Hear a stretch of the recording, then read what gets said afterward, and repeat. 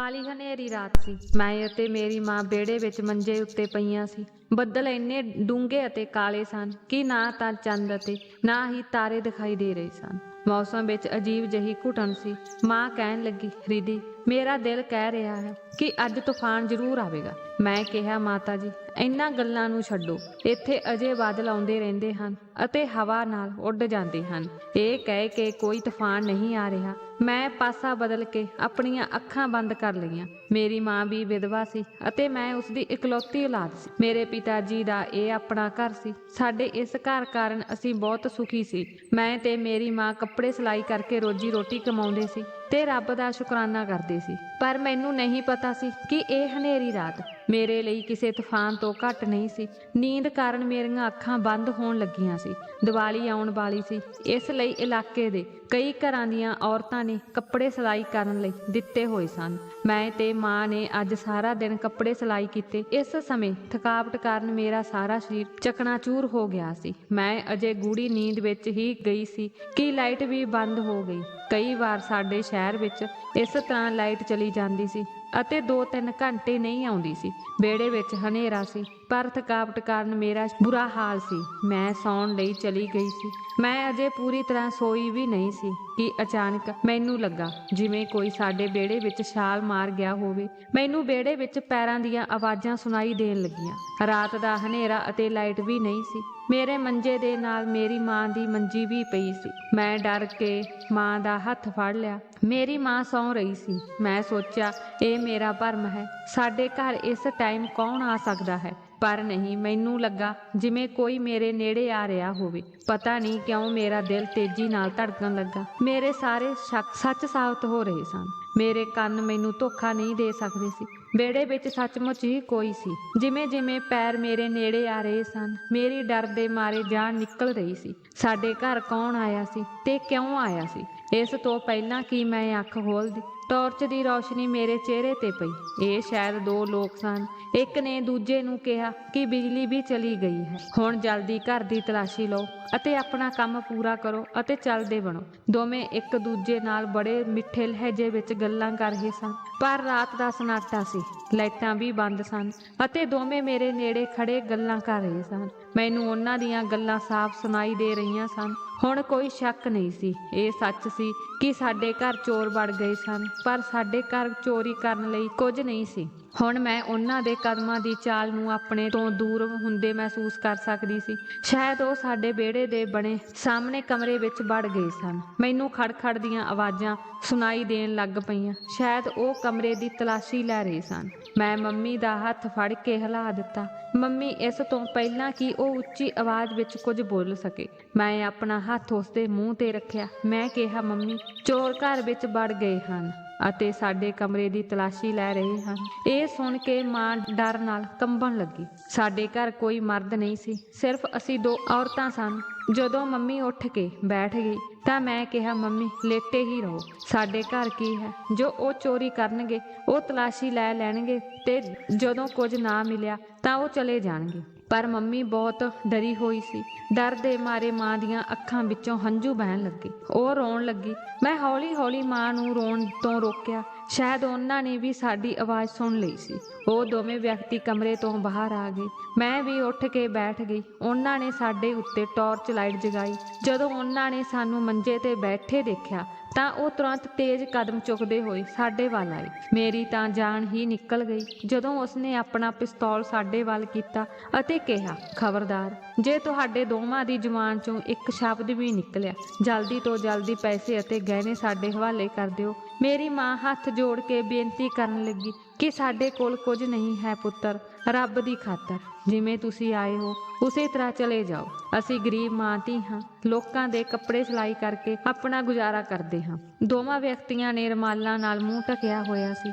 ਇੱਕ ਨੇ ਦੂਜੇ ਨੂੰ ਕਿਹਾ, ਛੱਡੋ ਯਾਰ, ਚਲੋ ਵਾਪਸ ਚਲੀਏ। ਅਸੀਂ ਸਾਰਾ ਕਮਰਾ ਦੇਖ ਲਿਆ ਹੈ, ਪਰ ਸਾਨੂੰ ਇੱਕ ਪਾਈ ਵੀ ਨਹੀਂ ਮਿਲੀ। ਪਰ ਜਿਸ ਨੇ ਪਿਸਤੌਲ ਤਾਨਿਆ ਸੀ ਉਸ ਦੀਆਂ ਨਜ਼ਰਾਂ ਮੇਰੇ ਤੇ ਟਿਕੀਆਂ ਹੋਈਆਂ ਸਨ। ਟਾਰਚ ਉਸਦੇ ਹੱਥ ਵਿੱਚ ਸੀ। ਜਦੋਂ ਮੇਰੀ ਮਾਂ ਨੇ ਦੂਜੇ ਲੜਕੇ ਨੂੰ ਆਪਣੀ ਤਰਫੋਂ ਬੋਲਦੇ ਸੁਣਿਆ ਤਾਂ ਉਸ ਨੇ ਕਿਹਾ, ਹਾਂ ਪੁੱਤਰ, ਰੱਬ ਦਾ ਵਾਸਤਾ ਚਲੇ ਜਾਓ, ਸਾਡੇ ਗਰੀਬਾਂ ਤੋਂ ਤੁਹਾਨੂੰ ਕੁਝ ਨਹੀਂ ਮਿਲੇਗਾ। ਪਰ ਇਸ ਲੜਕੇ ਦੇ ਹੱਥ ਵਿੱਚ ਪਿਸਤੌਲ ਸੀ। ਉਸ ਨੌਜਵਾਨ ਲੜਕੇ ਨੇ ਮੇਰੀ ਮਾਂ ਦੇ ਨੇੜੇ ਆ ਕੇ ਕਿਹਾ, ਬੁੱਢੀ, ਮੈਂ ਹੁਣ ਤੱਕ 40 ਘਰਾਂ ਵਿੱਚ ਚੋਰੀਆਂ ਕੀਤੀਆਂ ਹਨ ਅਤੇ ਅੱਜ ਤੱਕ ਅਜਿਹਾ ਕਦੇ ਨਹੀਂ ਹੋਇਆ ਕਿ ਮੈਂ ਖਾਲੀ ਹੱਥ ਵਾਪਸ ਮੁੜਾਂ। ਇਹ ਮੇਰਾ ਅਸੂਲ ਹੀ ਨਹੀਂ ਹੈ। ਜਾਂ ਤਾਂ ਤੂੰ ਅੱਜ ਆਪਣੇ ਘਰੋਂ ਪੈਸੇ ਅਤੇ ਗਹਿਣੇ ਕੱਢ ਕੇ ਦੇਵੇਂਗੀ, ਜਾਂ ਇਹ ਕਹਿ ਕੇ ਉਹ ਗੁੱਸੇ ਨਾਲ ਮੇਰੇ ਵੱਲ ਦੇਖਣ ਲੱਗਾ। ਮੈਂ ਘਬਰਾ ਗਈ। ਉਸ ਮੁੰਡੇ ਦੇ ਇਰਾਦੇ ਮੈਨੂੰ ਠੀਕ ਨਹੀਂ ਲੱਗ ਰਹੇ। ਫਿਰ ਉਹ ਮੁੰਡਾ ਮੁੜਿਆ ਅਤੇ ਮੇਰੇ ਮੰਜੇ ਕੋਲ ਆ ਗਿਆ। ਮੈਂ ਡਰ ਕੇ ਥੋੜਾ ਪਿੱਛੇ ਹਟ ਗਈ। ਉਸ ਨੇ ਆਪਣਾ ਪਿਸਤੌਲ ਮੇਰੇ ਕੰਨ ਦੇ ਪਿੱਛੇ ਰੱਖ ਦਿੱਤਾ ਅਤੇ ਕਿਹਾ, ਜਾਂ ਤਾਂ ਸਾਰਾ ਪੈਸਾ ਅਤੇ ਗਹਿਣੇ ਕੱਢ ਦਿਓ, ਜਾਂ ਤੁਹਾਡੀ ਧੀ ਇਸ ਰਾਤ ਦੀ ਕੀਮਤ ਅਦਾ ਕਰੇਗੀ। ਇਹ ਸੁਣ ਕੇ ਮੇਰੀ ਮਾਂ ਦੀਆਂ ਚੀਕਾਂ ਨਿਕਲ ਗਈਆਂ। ਮੇਰੀ ਮਾਂ ਰੋਣ ਲੱਗ ਪਈ। ਮੈਨੂੰ ਵੀ ਇੰਜ ਲੱਗਾ ਜਿਵੇਂ ਮੇਰੇ ਸਿਰ ਤੇ ਅਸਮਾਨ ਡਿੱਗ ਪਿਆ ਹੋਵੇ ਜਾਂ ਕਿਸੇ ਨੇ ਮੇਰੇ ਸਰੀਰ ਚੋਂ ਜਾਨ ਕੱਢ ਲਈ ਹੋਵੇ। ਮੇਰੀ ਮਾਂ ਉਸ ਦੇ ਅੱਗੇ ਹੱਥ ਜੋੜਨ ਲੱਗੀ ਅਤੇ ਕਹਿਣ ਲੱਗੀ, ਨਹੀਂ ਬੇਟਾ, ਅਜਿਹਾ ਕੁਝ ਨਾ ਕਰ। ਮੇਰੀ ਬੇਟੀ ਬਹੁਤ ਮਾਸੂਮ ਹੈ, ਇਸ ਨੂੰ ਕੁਝ ਨਾ ਕਹੋ, ਮੈਂ ਤੁਹਾਨੂੰ ਪੈਸੇ ਦੇਵਾਂਗੀ। ਇਹ ਕਹਿ ਕੇ ਮੇਰੀ ਮਾਂ ਉੱਠ ਖੜੀ ਹੋ ਗਈ। ਉਹ ਆਦਮੀ ਸ਼ੈਤਾਨੀ ਨਾਲ ਹੱਸਣ ਲੱਗਾ ਅਤੇ ਆਪਣੇ ਸਾਥੀ ਨੂੰ ਕਹਿਣ ਲੱਗਾ, ਦੇਖਿਆ ਬਜ਼ੁਰਗ ਔਰਤ ਨੇ ਬਹੁਤ ਕੁਝ ਲੁਕੋ ਕੇ ਰੱਖਿਆ ਹੋਇਆ ਹੈ। ਜੇ ਦਰਦ ਵਾਲੀ ਨਾੜ ਤੇ ਹੱਥ ਰੱਖੇ ਤਾਂ ਸਭ ਕੁਝ ਬਾਹਰ ਆ ਜਾਂਦਾ ਹੈ। ਸਿੱਖੋ ਮੇਰੇ ਤੋਂ ਕਿ ਮਾਲ ਕਿਵੇਂ ਕਢਵਾਇਆ ਜਾਂਦਾ ਹੈ। ਇਹ ਭਵਿੱਖ ਵਿੱਚ ਤੁਹਾਡੇ ਕੰਮ ਆਵੇਗਾ। ਇਹ ਸਭ ਗਰੀਬੀ ਦਿਖਾਉਣ ਲਈ ਹੁੰਦੀ ਹੈ। ਇਸ ਦੀ ਵਿਸ਼ੇਸ਼ਤਾ ਅਜਿਹੀ ਹੈ ਕਿ ਹਾਥੀ ਦੇ ਦੰਦ ਖਾਣ ਲਈ ਹੋਰ ਅਤੇ ਦਿਖਾਉਣ ਲਈ ਹੋਰ ਹੁੰਦੇ ਹਨ। ਇਹ ਕਹਿ ਕੇ ਪਿਸਤੌਲ ਵਾਲੇ ਵਿਅਕਤੀ ਨੇ ਮੇਰੀ ਮਾਂ ਨੂੰ ਬਾਂਹ ਤੋਂ ਫੜ ਲਿਆ ਅਤੇ ਉਸ ਨੂੰ ਅੱਗੇ ਧੱਕ ਦਿੱਤਾ ਅਤੇ ਉਸ ਦੇ ਪਿੱਛੇ ਟਾਰਚ ਜਗਾਉਣ ਲੱਗਾ। ਉਸ ਨੇ ਕਿਹਾ, ਠੀਕ ਹੈ, ਜੋ ਵੀ ਹੈ ਜਲਦੀ ਕੱਢ ਕੇ ਦੇ ਦਿਓ। ਇਹ ਸਭ ਸੁਣ ਕੇ ਮੈਂ ਥੋੜਾ ਪਰੇਸ਼ਾਨ ਅਤੇ ਹੈਰਾਨ ਵੀ ਮਹਿਸੂਸ ਕਰ ਰਹੀ ਸੀ। ਮੇਰੀ ਮਾਂ ਕੋਲ ਪੈਸੇ ਕਿੱਥੋਂ ਆਏ? ਅਸੀਂ ਜੋ ਕਮਾਉਂਦੇ ਸੀ ਉਹ ਹਰ ਮਹੀਨੇ ਉਹ ਖਰਚ ਹੋ ਜਾਂਦੇ ਸੀ। ਸ਼ਾਇਦ ਮੇਰੀ ਮਾਂ ਨੇ ਮੇਰੇ ਲਈ ਪੈਸੇ ਬਚਾ ਲਏ ਹੋਣਗੇ ਜੋ ਹੁਣ ਇਹ ਲੋਕ ਖੋਹ ਲੈਣਗੇ। ਇੱਕ ਲੜਕਾ ਮੇਰੇ ਸਿਰ ਉੱਤੇ ਖੜਾ ਸੀ ਅਤੇ ਦੂਜਾ ਲੜਕਾ ਮੇਰੀ ਮਾਂ ਨੂੰ ਕਮਰੇ ਵਿੱਚ ਲੈ ਗਿਆ। ਕੁਝ ਦੇਰ ਬਾਅਦ ਮੇਰੀ ਮਾਂ ਵਾਪਸ ਆ ਗਈ। ਉਹ ਆਦਮੀ ਹੱਥ ਵਿੱਚ ਲੋਹੇ ਦਾ ਇੱਕ ਛੋਟਾ ਜਿਹਾ ਡੱਬਾ ਲੈ ਕੇ ਬਾਹਰ ਆ ਗਿਆ। ਉਸਨੇ ਹੱਸਦੇ ਹੋਏ ਆਪਣੇ ਸਾਥੀ ਨੂੰ ਕਿਹਾ, ਕੀ ਤੁਸੀਂ ਇਸ ਗਰੀਬ ਔਰਤ ਨੂੰ ਦੇਖਿਆ ਹੈ? ਉਸਨੇ ਆਪਣੀ ਦੌਲਤ ਛੁਪਾ ਕੇ ਰੱਖੀ ਸੀ ਅਤੇ ਜਦੋਂ ਮੈਂ ਇੱਕ ਕਮਰੇ ਦੇ ਕੋਨੇ ਵਿੱਚ ਮਿੱਟੀ ਪੱਟੀ ਤਾਂ ਮੈਨੂੰ ਇਹ ਡੱਬਾ ਮਿਲਿਆ। ਇਹਨਾਂ ਗਰੀਬਾਂ ਕੋਲ ਬਹੁਤ ਸਾਰੀਆਂ ਚੀਜ਼ਾਂ ਹਨ। ਮੈਨੂੰ ਉਸ ਆਦਮੀ ਦੀ ਸੋਚ ਤੇ ਤਰਸ ਆਇਆ। ਪਤਾ ਨਹੀਂ ਮੇਰੀ ਮਾਂ ਨੇ ਇਹ ਪੈਸਾ ਕਿਵੇਂ ਇਕੱਠਾ ਕੀਤਾ ਹੋਵੇਗਾ ਤਾਂ ਕਿ ਮੇਰਾ ਵਿਆਹ ਹੋ ਸਕੇ ਅਤੇ ਮੇਰਾ ਦਾਜ ਬਣ ਸਕੇ। ਉਹਨਾਂ ਲੋਕਾਂ ਨੂੰ ਕੋਈ ਸ਼ਰਮ ਮਹਿਸੂਸ ਨਹੀਂ ਹੋਈ। ਉਸ ਨੌਜਵਾਨ ਨੇ ਮੇਰੇ ਵੱਲ ਸ਼ਰਾਰਤ ਨਾਲ ਦੇਖਿਆ, ਫਿਰ ਮੇਰੇ ਮੰਜੇ ਤੇ ਬੈਠ ਗਿਆ। ਮੈਂ ਥੋੜਾ ਪਿੱਛੇ ਹਟੀ ਅਤੇ ਫਿਰ ਉਸਨੇ ਡੱਬੇ ਦਾ ਤਾਲਾ ਤੋੜਿਆ। ਉਸ ਵਿੱਚ ਕੁਝ ਮਹਿੰਗੇ ਕੱਪੜੇ, ਕੁਝ ਛੋਟੇ ਮੋਟੇ ਜੇਵਰ ਅਤੇ 50, 100, 500 ਰੁਪਏ ਦੇ ਕੁਝ ਨੋਟ ਸਨ। ਅਤੇ ਇਹ ਦੇਖ ਕੇ ਮੇਰੀਆਂ ਅੱਖਾਂ ਵਿੱਚ ਹੰਝੂ ਆ ਗਏ ਕਿਉਂਕਿ ਉਹਨਾਂ ਪੈਸਿਆਂ ਵਿੱਚ 10 ਅਤੇ 5 ਰੁਪਏ ਦੇ ਕੁਝ ਨੋਟ ਵੀ ਰੱਖੇ ਹੋਏ ਸਨ। ਮੇਰੀ ਮਾਂ ਨੇ ਇੱਕ ਪੈਸਾ ਬਚਾ ਕੇ ਰੱਖਿਆ ਹੋਇਆ ਸੀ। ਉਹ ਆਦਮੀ ਪੈਸੇ ਲੈਣ ਲੱਗਾ। ਸਾਰੇ ਪੈਸੇ ਇਕੱਠੇ 40,000 ਰੁਪਏ ਦੇ ਕਰੀਬ ਸਨ। ਉਸ ਨੇ ਕੱਪੜਿਆਂ ਨੂੰ ਹੱਥ ਵੀ ਨਹੀਂ ਲਾਇਆ, ਪਰ ਉਸ ਨੇ ਆਪਣੇ ਦੋਸਤ ਨੂੰ ਪੈਸੇ ਅਤੇ ਗਹਿਣੇ ਜੇਬ ਵਿੱਚ ਪਾਉਣ ਲਈ ਕਿਹਾ। ਦੂਜੇ ਨੌਜਵਾਨ ਨੇ ਉਸ ਦੇ ਹੱਥੋਂ ਪੈਸੇ ਲੈ ਕੇ ਆਪਣੀ ਜੇਬ ਵਿੱਚ ਪਾ ਲਏ। ਇਸ ਤੋਂ ਪਹਿਲਾਂ ਕਿ ਉਹ ਦੋਵੇਂ ਘਰ ਤੋਂ ਬਾਹਰ ਨਿਕਲਦੇ, ਤੇਜ਼ ਮੀਂਹ ਸ਼ੁਰੂ ਹੋ ਗਿਆ। ਅਚਾਨਕ ਪਏ ਮੀਂਹ ਨਾਲ ਅਸੀਂ ਕੁਝ ਹੀ ਪਲਾਂ ਵਿੱਚ ਭਿੱਜ ਗਏ। ਦੋ ਮੁੰਡਿਆਂ ਵਿੱਚੋਂ ਇੱਕ ਨੇ ਕਿਹਾ, ਇਹ ਬਹੁਤ ਤੇਜ਼ ਮੀਂਹ ਹੈ। ਇਸ ਤੂਫਾਨੀ ਮੀਂਹ ਵਿੱਚ ਬਾਹਰ ਜਾਣਾ ਖਤਰੇ ਤੋਂ ਖਾਲੀ ਨਹੀਂ ਹੈ। ਅਸਮਾਨ ਵਿੱਚ ਬਿਜਲੀ ਚਮਕ ਰਹੀ ਹੈ ਅਤੇ ਗਰਜ ਵੀ ਬਹੁਤ ਉੱਚੀ ਹੈ। ਅਸੀਂ ਮਾਂ ਧੀ ਮੀਂਹ ਵਿੱਚ ਪੂਰੀ ਤਰ੍ਹਾਂ ਭਿੱਜ ਗਏ। ਇੱਕ ਲੜਕੇ ਨੇ ਕਿਹਾ ਕਿ ਤੁਸੀਂ ਦੋਵੇਂ ਕਮਰੇ ਵਿੱਚ ਚਲੇ ਜਾਓ, ਅਸੀਂ ਬਾਹਰ ਬੈਠੇ ਹਾਂ। ਮੀਂਹ ਰੁਕਦੇ ਹੀ ਅਸੀਂ ਰਵਾਨਾ ਹੋਵਾਂਗੇ। ਜਿਵੇਂ ਹੀ ਮੈਂ ਅਤੇ ਮੇਰੀ ਮਾਂ ਕਮਰੇ ਵੱਲ ਜਾਣ ਲੱਗੇ ਤਾਂ ਜਿਸ ਲੜਕੇ ਦੇ ਹੱਥ ਵਿੱਚ ਪਿਸਤੌਲ ਸੀ ਉਸਨੇ ਮੇਰੀ ਬਾਂਹ ਫੜੀ। ਉਹ ਲੜਕਾ ਬਹੁਤ ਜ਼ਾਲਮ ਸੀ ਅਤੇ ਕਹਿਣ ਲੱਗਾ, ਹਾਂ, ਮੇਰਾ ਮਨ ਬਦਲ ਗਿਆ ਹੈ। ਤੁਸੀਂ ਪਹਿਲਾਂ ਨਾਲੋਂ ਵੀ ਜ਼ਿਆਦਾ ਸੁੰਦਰ ਲੱਗ ਰਹੇ ਹੋ। ਇਹ ਸੁਣ ਕੇ ਮੈਨੂੰ ਉਸ ਤੇ ਗੁੱਸਾ ਆਉਣ ਲੱਗਾ। ਦੂਸਰਾ ਮੁੰਡਾ ਆਪਣੇ ਦੋਸਤ ਨੂੰ ਕਹਿਣ ਲੱਗਾ, ਜਾਣ ਦਿਓ, ਸਾਨੂੰ ਸਮਾਨ ਦੀ ਲੋੜ ਸੀ ਅਤੇ ਸਾਡੇ ਕੋਲ ਪੈਸਾ ਅਤੇ ਸਮਾਨ ਹੈ। ਇਸ ਮਾਂ ਧੀ ਨੂੰ ਕਮਰੇ ਅੰਦਰ ਜਾਣ ਦਿਓ। ਮੀਂਹ ਰੁਕਦੇ ਹੀ ਅਸੀਂ ਵੀ ਇੱਥੋਂ ਰਵਾਨਾ ਹੋਵਾਂਗੇ। ਪਰ ਪਿਸਤੌਲ ਵਾਲੇ ਮੁੰਡੇ ਨੇ ਆਪਣੇ ਸਾਥੀ ਦੀ ਇੱਕ ਨਾ ਸੁਣੀ ਅਤੇ ਮੇਰੀ ਬਾਂਹ ਫੜ ਲਈ। ਜਿਵੇਂ ਹੀ ਉਸ ਮੁੰਡੇ ਨੇ ਮੇਰੀ ਬਾਂਹ ਫੜੀ, ਮੈਨੂੰ ਗੁੱਸਾ ਚੜ੍ਹ ਗਿਆ। ਮੈਂ ਉਸ ਤੋਂ ਆਪਣੀ ਬਾਂਹ ਛਡਾਉਣ ਦੀ ਕੋਸ਼ਿਸ਼ ਕਰਨ ਲੱਗੀ। ਮੈਂ ਕਿਹਾ, ਖਬਰਦਾਰ, ਜੇ ਤੁਸੀਂ ਮੇਰੇ ਨਾਲ ਕੁਝ ਗਲਤ ਕੀਤਾ ਤਾਂ ਤੁਹਾਨੂੰ ਪੈਸਾ ਚਾਹੀਦਾ ਸੀ, ਉਹ ਤੁਹਾਨੂੰ ਮਿਲ ਗਿਆ ਹੈ। ਜਦੋਂ ਉਸ ਨੇ ਮੈਨੂੰ ਇਸ ਤਰ੍ਹਾਂ ਗੁੱਸੇ ਵਿੱਚ ਦੇਖਿਆ ਤਾਂ ਉਹ ਮੁੰਡਾ ਹੱਸਣ ਲੱਗਾ ਅਤੇ ਕਹਿਣ ਲੱਗਾ ਕਿ ਤੇਰੇ ਅੰਦਰ ਬਹੁਤ ਹੰਕਾਰ ਹੈ, ਮੈਂ ਤੇਰੇ ਨਾਲ ਜੋ ਮਰਜ਼ੀ ਕਰ ਲਵਾਂ, ਤੂੰ ਮੇਰਾ ਕੀ ਵਿਗਾੜ ਸਕਦੀ ਹੈ। ਮੈਂ ਕਿਹਾ, ਹੱਥ ਛੱਡੋ, ਨਹੀਂ ਤਾਂ ਮੈਂ ਰੌਲਾ ਪਾ ਦੇਵਾਂਗੀ। ਇਹ ਸੁਣਦੇ ਹੀ ਉਸ ਨੇ ਮੇਰੇ ਕੰਨ ਥੱਲੇ ਪਿਸਤੌਲ ਰੱਖ ਦਿੱਤਾ। ਉਸ ਨੇ ਕਿਹਾ ਕਿ ਤੇਰੀ ਆਵਾਜ਼ ਨਿਕਲੀ ਤਾਂ ਮੈਂ ਤੈਨੂੰ ਮਾਰ ਦੇਵਾਂਗਾ। ਮੈਂ ਕਿਹਾ, ਮਾਰੋ ਗੋਲੀ। ਮੇਰੀਆਂ ਅੱਖਾਂ ਵਿੱਚ ਹੁਣ ਕੋਈ ਡਰ ਨਹੀਂ ਸੀ। ਉਹ ਮੁੰਡਾ ਮੇਰੇ ਨਾਲ ਜੋ ਵੀ ਕਰਨਾ ਚਾਹੁੰਦਾ ਸੀ, ਉਸ ਤੋਂ ਚੰਗਾ ਹੁੰਦਾ ਜੇ ਉਹ ਮੈਨੂੰ ਗੋਲੀ ਮਾਰ ਦਿੰਦਾ। ਉਸੇ ਵੇਲੇ ਬਿਜਲੀ ਚਮਕੀ ਅਤੇ ਮੁੰਡੇ ਦਾ ਰੁਮਾਲ ਵੀ ਉਸਦੇ ਚਿਹਰੇ ਤੋਂ ਹਟ ਗਿਆ। ਮੈਂ ਬਿਜਲੀ ਦੀ ਰੋਸ਼ਨੀ ਵਿੱਚ ਉਸਦਾ ਚਿਹਰਾ ਦੇਖ ਲਿਆ ਸੀ। ਮੇਰੀਆਂ ਗੁੱਸੇ ਭਰੀਆਂ ਨਜ਼ਰਾਂ ਦੇਖ ਕੇ ਉਸਨੇ ਮੈਨੂੰ ਝਟਕੇ ਨਾਲ ਆਪਣੇ ਨੇੜੇ ਕਰ ਲਿਆ ਤੇ ਕਿਹਾ, ਅੱਛਾ, ਹੁਣ ਦੇਖ ਮੈਂ ਤੇਰੇ ਨਾਲ ਕੀ ਕਰਦਾ ਹਾਂ। ਤੂੰ ਆਪ ਹੀ ਮੇਰੇ ਕੋਲ ਆਵੇਂਗੀ।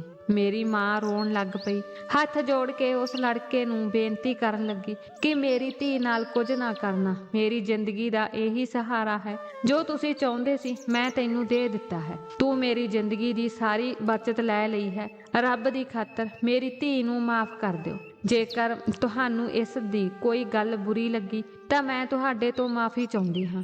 ਉਸ ਲੜਕੇ ਨੇ ਮੇਰੀ ਬਾਂਹ ਛੱਡ ਦਿੱਤੀ, ਪਿੱਛੇ ਹਟ ਕੇ ਮੇਰੀ ਮਾਂ ਵੱਲ ਵਧਿਆ ਅਤੇ ਪਿਸਤੌਲ ਮੇਰੀ ਮਾਂ ਦੇ ਕੰਨ ਥੱਲੇ ਰੱਖ ਦਿੱਤਾ। ਉਸ ਨੇ ਕਿਹਾ, ਜਾਂ ਤਾਂ ਤੁਸੀਂ ਮੇਰੀ ਇੱਛਾ ਪੂਰੀ ਕਰੋਗੇ ਜਾਂ ਤੁਸੀਂ ਆਪਣੀ ਮਾਂ ਦੀ ਲਾਸ਼ ਦੇ ਦਰਸ਼ਨ ਕਰੋਗੇ। ਤੁਹਾਨੂੰ ਕੀ ਮਨਜ਼ੂਰ ਹੈ? ਜੇ ਤੂੰ ਬਿਨਾਂ ਰੌਲਾ ਪਾਏ ਕਮਰੇ ਵਿੱਚ ਜਾਵੇਂਗੀ ਤਾਂ ਤੇਰੀ ਮਾਂ ਬਚ ਜਾਵੇਗੀ, ਨਹੀਂ ਤਾਂ ਜਿੱਥੇ ਮੈਂ 3 ਕਤਲ ਕੀਤੇ ਹਨ ਉੱਥੇ ਚੌਥਾ ਕਤਲ ਤੇਰੀ ਮਾਂ ਦਾ ਕਰਾਂਗਾ। ਮੈਂ ਪੱਥਰ ਬਣ ਗਈ ਸੀ। ਮੇਰੀ ਮਾਂ ਕਹਿਣ ਲੱਗੀ, ਉਹਦੀ ਗੱਲ ਨਾ ਸੁਣ ਪੁੱਤਰ, ਜੋ ਬਦਨਾਮੀ ਉਹ ਤੈਨੂੰ ਦੇਣੀ ਚਾਹੁੰਦਾ ਹੈ ਉਸ ਨਾਲੋਂ ਮੇਰਾ ਮਰ ਜਾਣਾ ਚੰਗਾ ਹੈ। ਰੱਬ ਦੀ ਖਾਤਰ ਉਹਦੀ ਗੱਲ ਨਾ ਸੁਣ। ਮੈਂ ਤਾਂ ਪੱਥਰ ਹੀ ਬਣ ਗਈ ਸੀ। ਇਉਂ ਲੱਗ ਰਿਹਾ ਸੀ ਜਿਵੇਂ ਮੇਰੇ ਸਰੀਰ ਵਿੱਚ ਜਾਨ ਹੀ ਨਾ ਰਹੀ ਹੋਵੇ। ਅੱਖਾਂ ਮੀਚ ਕੇ ਮੈਂ ਦੇਖ ਰਹੀ ਸੀ ਕਿ ਉਸ ਮੁੰਡੇ ਨੇ ਮੇਰੀ ਮਾਂ ਦੇ ਕੰਨ ਥੱਲੇ ਪਿਸਤੌਲ ਰੱਖਿਆ ਹੋਇਆ ਸੀ। ਮੈਂ ਆਪਣੀ ਮਾਂ ਨੂੰ ਆਪਣੀਆਂ ਅੱਖਾਂ ਸਾਹਮਣੇ ਮਰਦੀ ਕਿਵੇਂ ਦੇਖ ਸਕਦੀ ਸੀ? ਮੈਂ 10 ਸਾਲਾਂ ਦੀ ਸੀ ਜਦੋਂ ਮੇਰੇ ਪਿਤਾ ਦੀ ਮੌਤ ਹੋ ਗਈ। ਮੇਰੀ ਮਾਂ ਨੇ ਮੈਨੂੰ ਬੜੀਆਂ ਔਂਕੜਾਂ ਨਾਲ ਪਾਲਿਆ ਸੀ। ਉਹ ਆਪ ਤਾਂ ਭੁੱਖੀ ਰਹਿੰਦੀ ਸੀ, ਪਰ ਜੇ ਘਰ ਵਿੱਚ ਕੁਝ ਖਾਣ ਨੂੰ ਹੁੰਦਾ ਤਾਂ ਉਹ ਮੈਨੂੰ ਖਵਾ ਦਿੰਦੀ ਸੀ। ਮੈਨੂੰ ਨਹੀਂ ਪਤਾ ਸੀ ਕਿ ਜ਼ਿੰਦਗੀ ਵਿੱਚ ਅਜਿਹਾ ਇਮਤਿਹਾਨ ਮੇਰੇ ਉੱਤੇ ਆ ਸਕਦਾ ਹੈ। ਮੈਨੂੰ ਮੇਰੀ ਮਾਂ ਦੇ ਅਹਿਸਾਨ ਦਾ ਬਦਲਾ ਇੰਜ ਚੁਕਾਉਣਾ ਪਵੇਗਾ ਕਿ ਮੈਂ ਆਪਣੀ ਮਾਂ ਦੀ ਮੌਤ ਦਾ ਕਾਰਨ ਬਣਾਂਗੀ। ਪਰ ਮੈਂ ਅਜਿਹਾ ਨਹੀਂ ਕਰ ਸਕਦੀ ਸੀ। ਮੈਂ ਆਪਣੀ ਮਾਂ ਨੂੰ ਆਪਣੀਆਂ ਅੱਖਾਂ ਦੇ ਸਾਹਮਣੇ ਕਿਵੇਂ ਮਰਨ ਦੇ ਸਕਦੀ ਸੀ? ਮੈਂ ਕਿਹਾ, ਮੈਂ ਤੁਹਾਡੀ ਹਰ ਗੱਲ ਨਾਲ ਸਹਿਮਤ ਹਾਂ, ਪਰ ਮੇਰੀ ਮਾਂ ਨੂੰ ਕੁਝ ਨਾ ਕਹਿਣਾ। ਮੁੰਡਾ ਸ਼ਾਇਦ ਜਾਣਦਾ ਸੀ ਕਿ ਮੈਂ ਨਾ ਨਹੀਂ ਕਰਾਂਗੀ, ਇਸ ਲਈ ਉਹ ਉੱਚੀ ਉੱਚੀ ਹੱਸਣ ਲੱਗਾ। ਉਸਨੇ ਕਿਹਾ ਕਿ ਸਾਰੀ ਆਕੜ ਖਤਮ ਹੋ ਗਈ ਹੈ। ਇਹ ਕਹਿ ਕੇ ਉਸਨੇ ਮੇਰੀ ਮਾਂ ਦੇ ਸਿਰ ਤੋਂ ਪਿਸਤੌਲ ਕੱਢ ਲਿਆ ਅਤੇ ਮੈਨੂੰ ਕਮਰੇ ਵਿੱਚ ਲੈ ਗਿਆ। ਲੜਕੇ ਦਾ ਦੂਜਾ ਸਾਥੀ ਉਸਨੂੰ ਰੋਕਣ ਦੀ ਕੋਸ਼ਿਸ਼ ਕਰ ਰਿਹਾ ਸੀ, ਪਰ ਉਸਨੇ ਆਪਣੇ ਸਾਥੀ ਦੀ ਗੱਲ ਨਹੀਂ ਸੁਣੀ, ਸਗੋਂ ਗੁੱਸੇ ਨਾਲ ਕਹਿਣ ਲੱਗਾ, ਤੈਨੂੰ ਮੇਰੇ ਗੁੱਸੇ ਦਾ ਪਤਾ ਨਹੀਂ ਹੈ। ਜੇ ਮੇਰਾ ਮਨ ਇੱਕ ਵਾਰ ਫਿਸਲ ਜਾਵੇ ਤਾਂ ਮੈਂ ਆਪਣੇ ਪਿਤਾ ਦੀ ਵੀ ਨਹੀਂ ਸੁਣਦਾ। ਜੇ ਤੁਸੀਂ ਮੈਨੂੰ ਬਹੁਤ ਜ਼ਿਆਦਾ ਗੁੱਸਾ ਦਿਵਾਇਆ ਤਾਂ ਮੈਂ ਇਸ ਪਿਸਤੌਲ ਦੀਆਂ ਸਾਰੀਆਂ ਗੋਲੀਆਂ ਤੁਹਾਡੇ ਸੀਨੇ ਵਿੱਚ ਪਾ ਸਕਦਾ ਹਾਂ। ਦੂਸਰਾ ਮੁੰਡਾ ਚੁੱਪਚਾਪ ਮੇਰੀ ਮਾਂ ਕੋਲ ਖੜਾ ਰਿਹਾ ਅਤੇ ਮੈਂ ਕਮਰੇ ਵਿੱਚ ਚਲੀ ਗਈ। ਕੁਝ ਘੰਟਿਆਂ ਬਾਅਦ ਉਹ ਦੋਵੇਂ ਮੁੰਡੇ ਸਾਡੇ ਘਰੋਂ ਚਲੇ ਗਏ ਸਨ। ਰਾਤ ਦੇ ਹਨੇਰੇ ਨੇ ਮੇਰੀ ਇੱਜ਼ਤ ਨੂੰ ਵੀ ਦਾਗੀ ਕਰ ਦਿੱਤਾ ਸੀ, ਪਰ ਮੇਰੀਆਂ ਅੱਖਾਂ ਵਿੱਚੋਂ ਇੱਕ ਹੰਝੂ ਵੀ ਨਾ ਡਿੱਗਿਆ। ਮੈਨੂੰ ਲੱਗਾ ਜਿਵੇਂ ਮੈਂ ਬੇਜਾਨ ਹੋ ਗਈ ਹਾਂ, ਪੱਥਰ ਬਣ ਗਈ ਹਾਂ। ਮੇਰੀ ਮਾਂ ਮੈਨੂੰ ਫੜ ਕੇ ਰੋਂਦੀ ਹੋਈ ਕਹਿ ਰਹੀ ਸੀ ਕਿ ਜੇ ਮੈਨੂੰ ਪਤਾ ਹੁੰਦਾ ਕਿ ਤੁਹਾਨੂੰ ਇਹ ਕੀਮਤ ਮੇਰੀ ਜਾਨ ਦੀ ਭੁਗਤਣੀ ਪਵੇਗੀ ਤਾਂ ਮੈਂ ਆਪ ਮਰ ਜਾਂਦੀ। ਮੈਂ ਕੋਈ ਜਵਾਬ ਨਹੀਂ ਦਿੱਤਾ। ਮੈਨੂੰ ਲੱਗਾ ਜਿਵੇਂ ਮੇਰੇ ਕੋਲ ਸ਼ਬਦ ਖਤਮ ਹੋ ਗਏ ਹੋਣ। ਮੈਂ ਉਸ ਮੁੰਡੇ ਦਾ ਚਿਹਰਾ ਸਿਰਫ ਇੱਕ ਵਾਰ ਦੇਖਿਆ ਸੀ, ਜਦੋਂ ਉਸਦੇ ਚਿਹਰੇ ਤੇ ਬਿਜਲੀ ਦੀ ਚਮਕ ਪਈ ਸੀ, ਪਰ ਮੈਨੂੰ ਲੱਗਾ ਜਿਵੇਂ ਉਸਦਾ ਚਿਹਰਾ ਮੇਰੇ ਮਨ ਤੇ ਛਪ ਗਿਆ ਹੋਵੇ। ਮੈਂ ਉਸਦਾ ਚਿਹਰਾ ਨਹੀਂ ਭੁੱਲ ਸਕਦੀ ਸੀ। ਮੈਂ ਚੁੱਪ ਸੀ ਅਤੇ ਮੇਰੀਆਂ ਅੱਖਾਂ ਪੱਥਰ ਬਣ ਗਈਆਂ ਸਨ, ਪਰ ਮੇਰਾ ਦਿਲ ਅਤੇ ਜ਼ਮੀਰ ਅੰਦਰੋਂ ਉੱਚੀ ਉੱਚੀ ਰੋ ਰਿਹਾ ਸੀ। ਮੈਂ ਦਿਲੋਂ ਉਸ ਬੰਦੇ ਨੂੰ ਕੋਸ ਰਹੀ ਸੀ। ਕਾਲੀ ਰਾਤ ਦਾ ਹਨੇਰਾ ਸਵੇਰ ਦੇ ਸੂਰਜ ਨੇ ਚਾਨਣ ਵਿੱਚ ਬਦਲ ਦਿੱਤਾ ਸੀ, ਪਰ ਮੇਰੀ ਕਿਸਮਤ ਦੀ ਛਾਈ ਕਦੇ ਨਾ ਮਿਟ ਸਕੀ। ਮੇਰੀ ਮਾਂ ਤੋਂ ਇਲਾਵਾ ਮੇਰਾ ਕੋਈ ਨਹੀਂ ਸੀ। ਸਵੇਰੇ ਮੇਰੀ ਮਾਂ ਬੁਖਾਰ ਨਾਲ ਤਪ ਰਹੀ ਸੀ ਅਤੇ ਲਗਾਤਾਰ ਰੋ ਰਹੀ ਸੀ। ਮੈਂ ਕਿਹਾ, ਰੱਬ ਦਾ ਵਾਸਤਾ ਮੰਮੀ, ਆਪਣੇ ਆਪ ਤੇ ਕਾਬੂ ਰੱਖੋ। ਆਪਣੇ ਆਪ ਨੂੰ ਇਸ ਤਰ੍ਹਾਂ ਪਰੇਸ਼ਾਨ ਨਾ ਕਰੋ। ਇਸ ਨੂੰ ਇੱਕ ਬੁਰਾ ਸੁਪਨਾ ਸਮਝ ਕੇ ਭੁੱਲ ਜਾਓ। ਮੈਂ ਵੀ ਅੰਦਰੋਂ ਟੁੱਟ ਗਈ ਸੀ, ਪਰ ਜੇ ਮੈਂ ਆਪਣੀ ਮਾਂ ਨੂੰ ਹੌਸਲਾ ਨਾ ਦਿੱਤਾ ਹੁੰਦਾ ਤਾਂ ਸ਼ਾਇਦ ਉਹ ਮਰ ਜਾਂਦੀ। ਜੋ ਸਾਡੇ ਉੱਤੇ ਬੀਤਿਆ ਸੀ ਉਹ ਦੁੱਖ ਘੱਟ ਨਹੀਂ ਸੀ, ਪਰ ਮੇਰੀ ਮਾਂ ਨੂੰ ਪਤਾ ਨਹੀਂ ਕਿਹੜਾ ਗਮ ਖਾ ਰਿਹਾ ਸੀ। ਉਸਨੇ ਕਿਹਾ, ਨਹੀਂ ਰਿੱਧੀ, ਮੈਂ ਜੀਣਾ ਨਹੀਂ ਚਾਹੁੰਦੀ, ਇਹ ਅਪਮਾਨ ਮੇਰੇ ਤੋਂ ਬਰਦਾਸ਼ਤ ਨਹੀਂ ਹੁੰਦਾ। ਮੈਂ ਕਿਹਾ, ਏਦਾਂ ਨਾ ਕਰੋ ਮੰਮੀ, ਮੈਂ ਕਿਸ ਦੇ ਸਹਾਰੇ ਜਿੰਦਾ ਰਹਾਂਗੀ। ਜੇ ਤੈਨੂੰ ਕੁਝ ਹੋ ਗਿਆ ਮੈਂ ਤੇਰੇ ਬਿਨਾ ਮਰ ਜਾਵਾਂਗੀ। ਤੇਰੇ ਤੋਂ ਬਿਨਾ ਇਸ ਦੁਨੀਆ ਵਿੱਚ ਮੇਰਾ ਹੋਰ ਕੌਣ ਹੈ। ਖੈਰ, ਸਮਾਂ ਹਰ ਦਰਦ ਦਾ ਇਲਾਜ ਹੈ। ਕੁਝ ਦਿਨਾਂ ਬਾਅਦ ਮੇਰੀ ਮਾਂ ਰੋਣ ਤੋਂ ਬਾਅਦ ਸ਼ਾਂਤ ਹੋ ਗਈ, ਪਰ ਅੱਜ ਮਨਹੂਸੀਅਤ ਦਾ ਇਹ ਸਿਲਸਿਲਾ ਖਤਮ ਨਹੀਂ ਹੋ ਰਿਹਾ ਸੀ ਅਤੇ ਖਤਮ ਹੋਣ ਦੀ ਬਜਾਏ ਸਾਡੇ ਲਈ ਵੱਧਦਾ ਹੀ ਜਾ ਰਿਹਾ ਸੀ। ਅਸੀਂ ਦੋਵਾਂ ਨੇ ਦੁਬਾਰਾ ਸਿਲਾਈ ਕਰਨੀ ਸ਼ੁਰੂ ਕਰ ਦਿੱਤੀ ਅਤੇ ਕਦੇ ਵੀ ਕਿਸੇ ਨੂੰ ਇਹ ਨਹੀਂ ਦੱਸਿਆ ਕਿ ਸਾਡੇ ਉੱਤੇ ਇੱਕ ਤਬਾਹੀ ਦੀ ਰਾਤ ਲੰਘ ਗਈ ਹੈ। ਅਜੇ 1 ਮਹੀਨਾ ਹੀ ਬੀਤਿਆ ਸੀ ਜਦੋਂ ਮੈਂ ਬਿਮਾਰ ਮਹਿਸੂਸ ਕਰਨ ਲੱਗੀ। ਮੈਨੂੰ ਚੱਕਰ ਆਉਣ ਲੱਗੇ। ਇਹ ਸਭ ਦੇਖ ਕੇ ਮੇਰੀ ਮਾਂ ਹੈਰਾਨ ਰਹਿ ਗਈ। ਮੰਮੀ ਮੈਨੂੰ ਕਿਸੇ ਡਾਕਟਰ ਕੋਲ ਨਹੀਂ ਲੈ ਕੇ ਗਈ, ਘਰ ਹੀ ਚੈੱਕ ਕਰ ਲਿਆ ਸੀ ਅਤੇ ਖਬਰ ਉਹੀ ਨਿਕਲੀ ਜਿਸ ਦਾ ਡਰ ਸੀ। ਮੇਰੀ ਮਾਂ ਫੁੱਟ-ਫੁੱਟ ਕੇ ਰੋਣ ਲੱਗੀ। ਉਹ ਕਹਿਣ ਲੱਗੀ ਕਿ ਹੁਣ ਇਹ ਗੱਲ ਕਿਸੇ ਤੋਂ ਛੁਪੀ ਨਹੀਂ ਰਹਿੰਦੀ, ਹੁਣ ਸਾਡੀ ਜ਼ਿੰਦਗੀ ਬਰਬਾਦ ਹੋ ਜਾਵੇਗੀ। ਮੈਂ ਕਿਹਾ, ਮੰਮੀ ਕਿਰਪਾ ਕਰਕੇ ਮੇਰਾ ਗਰਭਪਾਤ ਕਰਵਾ ਦਿਓ। ਉਹ ਕਹਿਣ ਲੱਗੀ ਕਿ ਇੰਨੇ ਦਿਨੀ ਗਰਭਪਾਤ ਵਿੱਚ ਬਹੁਤ ਸਖਤੀ ਹੈ, ਡਾਕਟਰ ਅਜਿਹਾ ਕਦੇ ਨਹੀਂ ਕਰਨਗੇ। ਜੇ ਉਹ ਮੰਨ ਵੀ ਗਏ ਤਾਂ ਵੀ ਉਹ ਬਹੁਤ ਸਾਰੇ ਪੈਸੇ ਮੰਗਣਗੇ ਅਤੇ ਹੁਣ ਮੇਰੇ ਕੋਲ 1 ਪੈਸਾ ਵੀ ਨਹੀਂ ਹੈ। ਮੈਂ ਡਾਕਟਰਾਂ ਨੂੰ ਕੀ ਦੇਵਾਂਗੀ। ਮੇਰੇ ਕੋਲ ਜੋ ਵੀ ਬਚਤ ਸੀ ਉਹ ਲੋਕ ਲੈ ਗਏ। ਹੁਣ ਮੈਨੂੰ ਆਪਣੇ ਸਰੀਰ ਤੋਂ ਘਿਣ ਆਉਣ ਲੱਗੀ ਸੀ।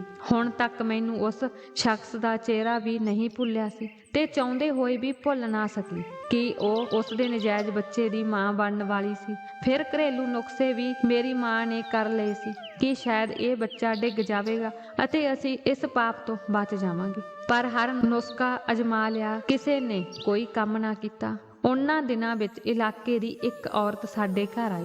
ਮੰਮੀ ਤੋਂ ਉਸ ਔਰਤ ਨੇ ਮੇਰਾ ਰਿਸ਼ਤਾ ਮੰਗਿਆ। ਔਰਤ ਮੇਰੀ ਮਾਂ ਨੂੰ ਕਹਿਣ ਲੱਗੀ ਕਿ ਮੇਰੇ ਕੋਲ ਬਹੁਤ ਚੰਗਾ ਰਿਸ਼ਤਾ ਹੈ, ਮੁੰਡਾ ਬਹੁਤ ਨੇਕ ਤੇ ਸੋਹਣਾ ਹੈ, ਉਹ ਚੰਗੀ ਕਮਾਈ ਕਰਦਾ ਹੈ, ਸਾਡੀ ਧੀ ਉੱਥੇ ਰਾਜ ਕਰੇਗੀ। ਮੁੰਡੇ ਦੀ ਉਮਰ ਥੋੜੀ ਵੱਡੀ ਹੈ ਪਰ ਇੰਨੀ ਵੀ ਜ਼ਿਆਦਾ ਨਹੀਂ, ਤੇ ਫਿਰ ਮੁੰਡੇ ਦੀ ਉਮਰ ਕੌਣ ਦੇਖਦਾ ਹੈ। ਮੁੰਡੇ ਕੋਲ ਬਹੁਤ ਪੈਸਾ ਹੈ। ਬਿਲਕੁਲ ਵੀ ਚਿੰਤਾ ਨਾ ਕਰੋ, ਜੇ ਕਹੋ ਤਾਂ ਮੈਂ ਤੁਹਾਡੀ ਧੀ ਲਈ ਰਿਸ਼ਤੇ ਦੀ ਗੱਲ ਕਰਾਂ। ਮੇਰੀ ਮਾਂ ਨੇ ਉਸ ਤੋਂ ਬਾਅਦ ਕੁਝ ਸੁਣਿਆ ਹੀ ਨਹੀਂ ਸੀ। ਮੇਰੀ ਮਾਂ ਨੇ ਫਟਾਫਟ ਹਾਂ ਕਰ ਦਿੱਤੀ। ਉਸ ਨੇ ਕਿਹਾ ਕਿ ਮੈਨੂੰ ਇਸ ਰਿਸ਼ਤੇ ਤੋਂ ਕੋਈ ਇਨਕਾਰ ਨਹੀਂ ਹੈ। ਤੁਸੀਂ ਜਾ ਕੇ ਮੁੰਡੇ ਨੂੰ ਕਹੋ ਕਿ ਅਸੀਂ ਜਲਦੀ ਤੋਂ ਜਲਦੀ ਵਿਆਹ ਕਰਨ ਲਈ ਤਿਆਰ ਹਾਂ। ਮੈਂ ਤਾਂ ਆਪਣੀ ਮਾਂ ਦੀ ਇੰਨੀ ਜਲਦਬਾਜ਼ੀ ਤੋਂ ਹੈਰਾਨ ਰਹਿ ਗਈ ਸੀ, ਪਰ ਗੁਆਂਢੀ ਔਰਤ ਵੀ ਮੇਰੀ ਮਾਂ ਦੀ ਜਲਦਬਾਜ਼ੀ ਤੇ ਹੈਰਾਨ ਸੀ। ਉਸ ਔਰਤ ਨੂੰ ਹੈਰਾਨ ਦੇਖ ਕੇ ਮੇਰੀ ਮਾਂ ਨੇ ਕੁਝ ਸਾਵਧਾਨੀ ਨਾਲ ਕਿਹਾ, ਅਸਲ ਵਿੱਚ ਮੈਂ ਬਿਮਾਰ ਰਹਿਣ ਲੱਗ ਪਈ ਹਾਂ ਅਤੇ ਮੇਰੀ ਧੀ ਦਾ ਮੇਰੇ ਤੋਂ ਇਲਾਵਾ ਕੋਈ ਸਹਾਰਾ ਨਹੀਂ ਹੈ। ਰੱਬ ਨਾ ਕਰੇ ਜੇ ਮੈਨੂੰ ਕੁਝ ਹੋ ਗਿਆ ਤਾਂ ਮੇਰੀ ਰਿੱਧੀ ਦਾ ਕੀ ਬਣੇਗਾ। ਇਸ ਲਈ ਮੈਂ ਚਾਹੁੰਦੀ ਹਾਂ ਕਿ ਮੇਰੀ ਧੀ ਰਿੱਧੀ ਜਲਦੀ ਤੋਂ ਜਲਦੀ ਆਪਣੇ ਘਰ ਚਲੀ ਜਾਵੇ, ਫਿਰ ਮੈਨੂੰ ਆਰਾਮ ਮਿਲੇਗਾ ਅਤੇ ਫਿਰ ਮੈਨੂੰ ਮੌਤ ਦਾ ਕੋਈ ਡਰ ਨਹੀਂ ਰਹੇਗਾ। ਇਸ ਲਈ ਮੈਂ ਜਲਦੀ ਤੋਂ ਜਲਦੀ ਰਿੱਧੀ ਦਾ ਵਿਆਹ ਕਰਨਾ ਚਾਹੁੰਦੀ ਹਾਂ। ਔਰਤ ਸਿਰ ਹਿਲਾਉਂਦੀ ਰਹੀ। ਸ਼ਾਇਦ ਉਹ ਵੀ ਮੇਰੀ ਮਾਂ ਦੀ ਬੇਬਸੀ ਨੂੰ ਸਮਝ ਗਈ ਸੀ। ਸਾਡਾ ਆਪਣਾ ਕੋਈ ਰਿਸ਼ਤੇਦਾਰ ਨਹੀਂ ਸੀ। ਮੇਰੀ ਮਾਂ ਆਪਣੇ ਮਾਪਿਆਂ ਦੀ ਇਕਲੌਤੀ ਔਲਾਦ ਸੀ ਤੇ ਮੇਰੇ ਪਿਤਾ ਜੀ ਅਨਾਥ ਸੀ। ਉਹ ਇੱਕ ਅਨਾਥ ਆਸ਼ਰਮ ਵਿੱਚ ਵੱਡੇ ਹੋਏ ਸੀ। ਕਿਸੇ ਤਰ੍ਹਾਂ ਮੇਰੀ ਮਾਂ ਨਾਲ ਉਹਨਾਂ ਦਾ ਵਿਆਹ ਹੋ ਗਿਆ ਸੀ। ਦੋਵਾਂ ਨੇ ਆਪਣੀ ਜ਼ਿੰਦਗੀ ਬਹੁਤ ਵਧੀਆ ਢੰਗ ਨਾਲ ਬਤੀਤ ਕੀਤੀ ਸੀ। ਮੇਰੇ ਪਿਤਾ ਜੀ ਬਹੁਤ ਮਿਹਨਤੀ ਸਨ। ਇਸ ਘਰ ਨੂੰ ਉਸ ਨੇ ਆਪਣੀ ਮਿਹਨਤ ਦੇ ਬਲਬੂਤੇ ਨਾਲ ਬਣਾਇਆ ਸੀ, ਪਰ ਜ਼ਿੰਦਗੀ ਨੇ ਉਸ ਨੂੰ ਹੋਰ ਸਮਾਂ ਨਹੀਂ ਦਿੱਤਾ ਅਤੇ ਉਹ ਇਸ ਦੁਨੀਆ ਤੋਂ ਚਲੇ ਗਏ। ਉਸ ਦੇ ਜਾਣ ਤੋਂ ਬਾਅਦ ਮੇਰੀ ਮਾਂ ਨੇ ਮੈਨੂੰ ਪਾਲਣ ਲਈ ਬਹੁਤ ਮਿਹਨਤ ਕੀਤੀ ਸੀ ਅਤੇ ਹੁਣ ਜਲਦੀ ਤੋਂ ਜਲਦੀ ਮੇਰੇ ਵਿਆਹ ਦੇ ਫਰਜ਼ਾਂ ਤੋਂ ਮੁਕਤ ਹੋਣਾ ਚਾਹੁੰਦੀ ਸੀ। ਗੁਆਂਢ ਦੀ ਔਰਤ ਨੇ ਦੱਸਿਆ ਕਿ ਲੜਕਾ ਵੀ ਜਲਦੀ ਤੋਂ ਜਲਦੀ ਵਿਆਹ ਕਰਵਾਉਣਾ ਚਾਹੁੰਦਾ ਹੈ ਅਤੇ ਦਾਜ 'ਚ ਕੁਝ ਨਹੀਂ ਚਾਹੁੰਦਾ। ਇਹ ਸੁਣ ਕੇ ਮੇਰੀ ਮਾਂ ਹੋਰ ਵੀ ਖੁਸ਼ ਹੋ ਗਈ। ਮੈਂ ਆਪਣੀ ਮਾਂ ਦਾ ਚਿਹਰਾ ਦੇਖਣ ਲੱਗ ਪਈ। ਜਿਵੇਂ ਹੀ ਉਹ ਔਰਤ ਚਲੀ ਗਈ, ਮੈਂ ਕਿਹਾ, ਮੰਮੀ ਤੁਹਾਨੂੰ ਪਤਾ ਹੈ ਕਿ ਮੈਂ ਕਿਸ ਹਾਲਤ ਵਿੱਚ ਹਾਂ। ਮੰਮੀ ਕਹਿਣ ਲੱਗੀ ਕਿ ਹੁਣ ਮੇਰੇ ਕੋਲ ਹੋਰ ਕੋਈ ਚਾਰਾ ਨਹੀਂ ਹੈ, ਇਸ ਲਈ ਤੁਸੀਂ ਸਾਡਾ ਗੁਨਾਹ ਛੁਪਾਉਣ ਲਈ ਵਿਆਹ ਕਰਵਾ ਲਓ। ਫਿਰ ਕਿਸੇ ਨੂੰ ਕੁਝ ਪਤਾ ਨਹੀਂ ਲੱਗੇਗਾ ਅਤੇ ਉਹ ਬੱਚਾ ਵੀ ਆਪਣੇ ਪਿਤਾ ਨੂੰ ਲੱਭ ਲਵੇਗਾ। ਜਰਾ ਸੋਚੋ, ਜੇ ਅਸੀਂ ਇਸ ਬੱਚੇ ਨੂੰ ਕਿਸੇ ਵੀ ਤਰੀਕੇ ਨਾਲ ਸੁੱਟ ਦਿੰਦੇ ਹਾਂ ਤਾਂ ਇਹ ਸਾਡੇ ਹੱਥੋਂ ਵੱਡਾ ਪਾਪ ਹੋਵੇਗਾ। ਇਸ ਵਿੱਚ ਇਸ ਮਾਸੂਮ ਬੱਚੇ ਦਾ ਕੋਈ ਕਸੂਰ ਨਹੀਂ। ਇਸ ਤੋਂ ਇਸ ਸੰਸਾਰ ਵਿੱਚ ਆਉਣ ਦਾ ਹੱਕ ਕਿਉਂ ਖੋਇਆ ਜਾ ਰਿਹਾ ਹੈ? ਇਸ ਤੋਂ ਇਸ ਸੰਸਾਰ ਵਿੱਚ ਆਉਣ ਦਾ ਹੱਕ ਕਿਉਂ ਖੋਇਆ ਜਾ ਰਿਹਾ ਹੈ ਕਿ ਅਸੀਂ ਉਸ ਮਾਸੂਮ ਬੱਚੇ ਦੀ ਜਾਨ ਲੈ ਕੇ ਪਾਪੀ ਬਣੇ? ਸ਼ਾਇਦ ਰੱਬ ਤੇਰੀ ਇੱਜ਼ਤ ਨੂੰ ਢਕਣਾ ਚਾਹੁੰਦਾ ਹੈ, ਇਸੇ ਲਈ ਇਹ ਰਿਸ਼ਤਾ ਤੇਰੇ ਲਈ ਭੇਜ ਦਿੱਤਾ ਹੋਵੇ। ਤੁਸੀਂ ਵਿਆਹ ਤੋਂ ਇਨਕਾਰ ਨਾ ਕਰੋ। ਮਾਂ ਦੀ ਗੱਲ ਸੁਣ ਕੇ ਮੈਂ ਵੀ ਚੁੱਪ ਹੋ ਗਈ। ਜ਼ਿੰਦਗੀ ਵਿੱਚ ਹੁਣ ਕੋਈ ਬਹਾਰ ਨਹੀਂ ਬਚੀ ਸੀ। ਮੈਂ ਤਾਂ ਬਸ ਜ਼ਿੰਦਗੀ ਜਿਉਣੀ ਸੀ। ਕਿਸੇ ਤਰ੍ਹਾਂ ਵੀ ਮੇਰੇ ਦਿਲ ਵਿੱਚ ਕੋਈ ਉਤਸ਼ਾਹ ਨਹੀਂ ਸੀ। 8 ਦਿਨਾਂ ਬਾਅਦ ਮੈਂ ਦੁਲਹਨ ਬਣ ਕੇ ਕਮਰੇ ਵਿੱਚ ਬੈਠੀ ਹੋਈ ਸੀ ਤਾਂ ਅਸੀਂ ਬੜੀ ਸਾਦਗੀ ਨਾਲ ਵਿਆਹ ਕਰਵਾ ਲਿਆ। ਵਿਆਹ ਵਿੱਚ ਬਹੁਤ ਸਾਰੇ ਲੋਕ ਸ਼ਾਮਲ ਨਹੀਂ ਹੋਏ। ਮੁਹੱਲੇ ਦੇ 2-4 ਲੋਕ ਹੀ ਸਨ ਅਤੇ ਮੇਰੇ ਪਤੀ ਆਪਣੇ ਨਾਲ ਕੁਝ ਦੋਸਤਾਂ ਨੂੰ ਵੀ ਲੈ ਕੇ ਆਏ ਸਨ। ਮੈਂ ਆਪਣੇ ਪਤੀ ਵੱਲ ਤੱਕਣ ਦੀ ਖੇਚਲ ਵੀ ਨਹੀਂ ਕੀਤੀ। ਮੇਰੇ ਲਈ ਇਹ ਮਾਇਨੇ ਨਹੀਂ ਰੱਖਦਾ ਸੀ ਕਿ ਮੇਰਾ ਪਤੀ ਕੌਣ ਸੀ ਜਾਂ ਉਹ ਕਿਵੇਂ ਸੀ। ਮੈਂ ਤਾਂ ਆਪਣੇ ਪੇਟ ਵਿੱਚ ਪਲ ਰਹੇ ਬੱਚੇ ਨੂੰ ਕਿਸੇ ਦਾ ਨਾਮ ਦੇਣਾ ਸੀ ਅਤੇ ਮੈਂ ਆਪਣੀ ਜ਼ਿੰਦਗੀ ਜੀਣੀ ਸੀ। ਮੇਰੀ ਮਾਂ ਨੇ ਆਪਣੇ ਆਸ਼ੀਰਵਾਦ ਨਾਲ ਮੈਨੂੰ ਆਪਣੇ ਪਤੀ ਨਾਲ ਘਰੋਂ ਵਿਦਾ ਕਰ ਦਿੱਤਾ, ਪਰ ਮੈਂ ਡਰ ਰਹੀ ਸੀ। ਮੈਨੂੰ ਲੱਗ ਰਿਹਾ ਸੀ ਕਿ ਜੇ ਮੇਰੇ ਪਤੀ ਨੂੰ ਮੇਰੀ ਸੱਚਾਈ ਪਤਾ ਲੱਗ ਗਈ ਤਾਂ ਫਿਰ ਉਹ ਮੈਨੂੰ ਆਪਣੇ ਘਰੋਂ ਬਾਹਰ ਕੱਢ ਦੇਵੇਗਾ। ਜਿਵੇਂ ਹੀ ਟੈਕਸੀ ਘਰ ਦੇ ਸਾਹਮਣੇ ਰੁਕੀ ਤਾਂ ਘਰ ਨੂੰ ਬਾਹਰੋਂ ਤਾਲਾ ਲੱਗਿਆ ਹੋਇਆ ਸੀ। ਮੈਨੂੰ ਇਹ ਵੀ ਨਹੀਂ ਪਤਾ ਸੀ ਕਿ ਜਿਸ ਵਿਅਕਤੀ ਨਾਲ ਮੇਰਾ ਵਿਆਹ ਹੋਇਆ ਸੀ ਉਸ ਦੇ ਘਰ ਕਿੰਨੇ ਲੋਕ ਸਨ ਅਤੇ ਕੌਣ-ਕੌਣ ਸੀ। ਨਾ ਹੀ ਮੈਂ ਅਜੇ ਤੱਕ ਆਪਣੇ ਪਤੀ ਨੂੰ ਦੇਖਿਆ ਸੀ। ਮੇਰੇ ਪਤੀ ਨੇ ਘਰ ਦਾ ਤਾਲਾ ਖੋਲ੍ਹ ਕੇ ਕਿਹਾ, ਮੈਂ ਘਰ ਵਿੱਚ ਇਕੱਲਾ ਰਹਿੰਦਾ ਹਾਂ। ਮੈਂ ਉਸ ਦੇ ਨਾਲ ਉਸ ਦੇ ਘਰ ਵੜੀ ਅਤੇ ਉਸ ਦੇ ਕਮਰੇ ਵਿੱਚ ਆ ਗਈ। ਉਸ ਨੇ ਮੈਨੂੰ ਬੈੱਡ ਤੇ ਬਿਠਾਇਆ ਅਤੇ ਕਮਰੇ ਦਾ ਦਰਵਾਜ਼ਾ ਬੰਦ ਕਰ ਦਿੱਤਾ। ਮੈਂ ਕਮਰੇ ਵਿੱਚ ਬੈਠੀ ਇਹ ਸੋਚ ਰਹੀ ਸੀ ਕਿ ਮੈਂ ਆਪਣੀ ਜ਼ਿੰਦਗੀ ਦੀ ਸ਼ੁਰੂਆਤ ਝੂਠ ਨਾਲ ਨਹੀਂ ਕਰਾਂਗੀ। ਮੈਂ ਆਪਣੇ ਪਤੀ ਨੂੰ ਸਾਰੀ ਸੱਚਾਈ ਦੱਸਾਂਗੀ। ਮੇਰਾ ਪਤੀ ਮੇਰੇ ਸਾਹਮਣੇ ਬੈਠ ਗਿਆ। ਮੈਂ ਤਾਂ ਪਹਿਲਾਂ ਹੀ ਸੋਚ ਲਿਆ ਸੀ ਕਿ ਰੋਜ਼ ਮਰਨ ਨਾਲੋਂ ਇੱਕ ਕੌੜਾ ਘੁੱਟ ਪੀ ਲੈਣਾ ਬਿਹਤਰ ਹੈ, ਕਿਉਂਕਿ ਸ਼ਾਇਦ ਉਹ ਮੇਰੀ ਤਕਲੀਫ ਅਤੇ ਮੇਰੀ ਬੇਬਸੀ ਨੂੰ ਸਮਝ ਸਕੇ। ਜਿਵੇਂ ਹੀ ਉਸਨੇ ਮੇਰਾ ਪਰਦਾ ਚੁੱਕਿਆ, ਜਦੋਂ ਮੈਂ ਉੱਪਰ ਦੇਖਿਆ ਤਾਂ ਮੈਂ ਉਸ ਨੂੰ ਦੇਖ ਕੇ ਹੈਰਾਨ ਰਹਿ ਗਈ ਕਿ ਉਹ ਓਨੀ ਹੀ ਹੈਰਾਨੀ ਨਾਲ ਮੇਰੇ ਵੱਲ ਦੇਖ ਰਿਹਾ ਸੀ ਜਿੰਨਾ ਮੈਂ ਉਸ ਵੱਲ ਦੇਖ ਰਹੀ ਸੀ। ਉਹ ਆਦਮੀ ਮੇਰੇ ਪਿਤਾ ਜੀ ਦੀ ਉਮਰ ਦਾ ਸੀ। ਉਸ ਦੀ ਉਮਰ 55 ਸਾਲ ਦੇ ਕਰੀਬ ਹੋਵੇਗੀ। ਉਹ ਜਲਦੀ ਪਿੱਛੇ ਹਟ ਗਿਆ। ਉਸ ਨੇ ਕਿਹਾ, ਤੁਸੀਂ ਬਹੁਤ ਛੋਟੀ ਉਮਰ ਦੇ ਹੋ। ਮੈਂ ਰਿਸ਼ਤਾ ਤੈਅ ਕਰਨ ਵਾਲੀ ਔਰਤ ਨੂੰ ਕਿਹਾ ਸੀ, ਜੇਕਰ ਕੋਈ ਬੇਸਹਾਰਾ ਬਜ਼ੁਰਗ ਔਰਤ ਹੈ ਤਾਂ ਦੱਸਿਓ। ਮੇਰੀ ਪਤਨੀ ਦਾ 2 ਸਾਲ ਪਹਿਲਾਂ ਹੀ ਕਤਲ ਹੋ ਗਿਆ ਸੀ। ਮੈਨੂੰ ਇੱਕ ਬੁੱਧੀਮਾਨ ਔਰਤ ਦੀ ਲੋੜ ਸੀ ਜੋ ਮੇਰਾ ਘਰ ਸੰਭਾਲ ਸਕੇ ਅਤੇ ਮੇਰੇ ਖਾਣ ਪੀਣ ਦਾ ਧਿਆਨ ਰੱਖ ਸਕੇ, ਕਿਉਂਕਿ ਮੈਂ ਘਰ ਵਿੱਚ ਇਕੱਲਾ ਹਾਂ ਅਤੇ ਹੁਣ ਮੇਰੇ ਤੋਂ ਘਰ ਨਹੀਂ ਸੰਭਲਦਾ। ਮੈਨੂੰ ਨਹੀਂ ਪਤਾ ਕਿ ਉਸਨੇ ਇੱਕ ਜਵਾਨ ਕੁੜੀ ਦੀ ਜ਼ਿੰਦਗੀ ਬਰਬਾਦ ਕਰ ਦਿੱਤੀ ਹੈ। ਮੈਨੂੰ ਮਾਫ਼ ਕਰ ਦਿਓ। ਜੇ ਮੈਨੂੰ ਪਤਾ ਹੁੰਦਾ ਕਿ ਉਹ ਔਰਤ ਮੇਰਾ ਵਿਆਹ ਤੇਰੇ ਵਰਗੀ ਮੁਟਿਆਰ ਨਾਲ ਕਰੇਗੀ ਤਾਂ ਮੈਂ ਤੇਰੇ ਨਾਲ ਕਦੇ ਵਿਆਹ ਨਾ ਕਰਦਾ। ਮੈਂ ਲੰਮਾ ਠੰਡਾ ਸਾਹ ਲਿਆ ਅਤੇ ਕਿਹਾ ਕਿ ਇਸ ਨਾਲ ਮੈਨੂੰ ਕੋਈ ਫਰਕ ਨਹੀਂ ਪੈਂਦਾ ਕਿ ਮੇਰਾ ਪਤੀ ਬੁੱਢਾ ਹੈ ਜਾਂ ਜਵਾਨ। ਮੈਨੂੰ ਇਸ ਰਿਸ਼ਤੇ ਤੋਂ ਕੋਈ ਇਤਰਾਜ਼ ਨਹੀਂ ਹੈ। ਮੈਂ ਤੁਹਾਡੀ ਉਸੇ ਤਰ੍ਹਾਂ ਸੇਵਾ ਕਰਾਂਗੀ ਜਿਵੇਂ ਤੁਸੀਂ ਮੇਰੇ ਨਾਲ ਵਿਆਹ ਕਰਨ ਬਾਰੇ ਸੋਚਿਆ ਸੀ। ਪਰ ਇਸ ਤੋਂ ਪਹਿਲਾਂ ਕਿ ਤੁਸੀਂ ਮੇਰੇ ਨਾਲ ਕੋਈ ਸੰਬੰਧ ਬਣਾਓ, ਮੈਂ ਤੁਹਾਨੂੰ ਸਭ ਕੁਝ ਦੱਸਣਾ ਚਾਹੁੰਦੀ ਹਾਂ। ਮੈਂ ਅਜੇ ਦੱਸਣ ਹੀ ਲੱਗੀ ਸੀ ਕਿ ਬਾਹਰਲੇ ਗੇਟ ਦਾ ਦਰਵਾਜ਼ਾ ਜ਼ੋਰਦਾਰ ਆਵਾਜ਼ ਨਾਲ ਬੰਦ ਹੋ ਗਿਆ। ਮੇਰਾ ਪਤੀ ਹੈਰਾਨ ਰਹਿ ਗਿਆ। ਫਿਰ ਉਸਨੇ ਘੜੀ ਵੱਲ ਦੇਖਿਆ ਤਾਂ ਉਸ ਦੇ ਚਿਹਰੇ ਦੇ ਹਾਵ-ਭਾਵ ਵਿਗੜਨ ਲੱਗੇ। ਉਸ ਦੇ ਮੱਥੇ ਤੇ ਝੁਰੜੀਆਂ ਪੈ ਗਈਆਂ ਸਨ।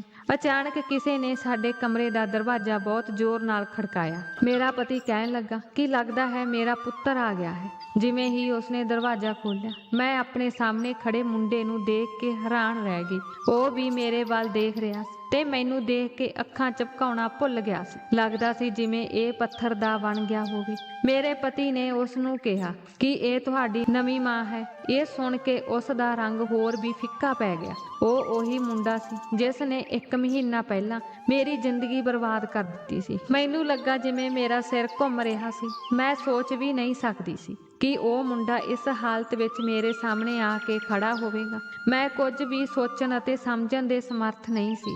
ਲੜਕਾ ਤੁਰੰਤ ਕਮਰੇ ਚੋਂ ਬਾਹਰ ਚਲਾ ਗਿਆ ਅਤੇ ਰਸੋਈ 'ਚ ਭਾਂਡੇ ਟੁੱਟਣ ਦੀ ਆਵਾਜ਼ ਸੁਣਾਈ ਦਿੱਤੀ। ਮੇਰੇ ਪਤੀ ਨੇ ਮੈਨੂੰ ਆਰਾਮ ਕਰਨ ਲਈ ਕਿਹਾ। ਉਹ ਮੇਰਾ ਪੁੱਤਰ ਹੈ ਪਰ ਜ਼ਿਆਦਾਤਰ ਸਮਾਂ ਘਰ ਤੋਂ ਬਾਹਰ ਰਹਿੰਦਾ ਹੈ। ਮੈਂ ਉਸ ਨੂੰ ਕਈ ਵਾਰ ਸਮਝਾਇਆ ਕਿ ਕੋਈ ਕੰਮ ਕਰ ਲੈ, ਪਰ ਉਹ ਨਹੀਂ ਸੁਣਦਾ। ਉਹ ਦਿਨ ਰਾਤ ਅਵਾਰਾ ਮੁੰਡਿਆਂ ਨਾਲ ਘੁੰਮਦਾ ਰਹਿੰਦਾ ਹੈ। ਉਸ ਨੂੰ ਮੇਰੀ ਵੀ ਕੋਈ ਪਰਵਾਹ ਨਹੀਂ ਹੈ। ਨਹੀਂ ਤਾਂ ਮੈਂ ਆਪਣੀ ਥਾਂ ਉਸ ਦਾ ਵਿਆਹ ਕਰਵਾ ਦਿੰਦਾ, ਪਰ ਜਦੋਂ ਉਹ ਕੋਈ ਕੰਮ ਹੀ ਨਹੀਂ ਕਰਦਾ ਤਾਂ ਉਸ ਦਾ ਵਿਆਹ ਕਰਵਾ ਕੇ ਕਿਉਂ ਕਿਸੇ ਕੁੜੀ ਦੀ ਜ਼ਿੰਦਗੀ ਬਰਬਾਦ ਕਰਾਂ। ਮੈਂ ਆਪਣੇ ਪਤੀ ਵੱਲ ਵੱਡੀਆਂ ਅੱਖਾਂ ਨਾਲ ਦੇਖ ਰਹੀ ਸੀ। ਮੈਂ ਦੋਹਾਂ ਹੱਥਾਂ ਨਾਲ ਆਪਣਾ ਸਿਰ ਫੜ ਲਿਆ। ਜੋ ਗੱਲ ਮੈਂ ਆਪਣੇ ਪਤੀ ਨੂੰ ਕਹਿਣਾ ਚਾਹੁੰਦੀ ਸੀ ਉਹ ਹੁਣ ਕਹਿ ਨਹੀਂ ਸਕਦੀ ਸੀ। ਕੀ ਕਹਿੰਦੀ ਕਿ ਤੁਹਾਡੇ ਪੁੱਤਰ ਨੇ ਮੇਰੀ ਜ਼ਿੰਦਗੀ ਬਰਬਾਦ ਕਰ ਦਿੱਤੀ ਹੈ ਅਤੇ ਤੁਹਾਡੇ ਪੁੱਤਰ ਦਾ ਨਜਾਇਜ਼ ਬੱਚਾ ਮੇਰੀ ਕੁੱਖ ਵਿੱਚ ਪਲ ਰਿਹਾ ਹੈ। ਮੈਂ ਆਪਣੇ ਪਤੀ ਨੂੰ ਇਹ ਕਿਵੇਂ ਕਹਿ ਸਕਦੀ ਸੀ। ਮੈਂ ਬੇਵੱਸ ਹੋ ਕੇ ਆਪਣੇ ਪਤੀ ਵੱਲ ਦੇਖ ਰਹੀ ਸੀ। ਮੈਂ ਸਮਝ ਨਹੀਂ ਸਕੀ ਕਿ ਇਹ ਕੁਦਰਤ ਦਾ ਕਿਹੋ ਜਿਹਾ ਨਿਯਮ ਹੈ। ਖੈਰ, ਮੈਂ ਆਪਣੇ ਪਤੀ ਨਾਲ ਬਿਲਕੁਲ ਗੱਲ ਨਹੀਂ ਕੀਤੀ। ਰਸੋਈ ਵਿੱਚ ਭਾਂਡੇ ਟੁੱਟਣ ਦਾ ਸਿਲਸਿਲਾ ਹੁਣ ਵਧਣ ਲੱਗਾ ਸੀ। ਮੇਰੇ ਪਤੀ ਨੇ ਮੈਨੂੰ ਆਰਾਮ ਕਰਨ ਲਈ ਕਿਹਾ ਅਤੇ ਆਪ ਬਾਹਰ ਚਲੇ ਗਏ।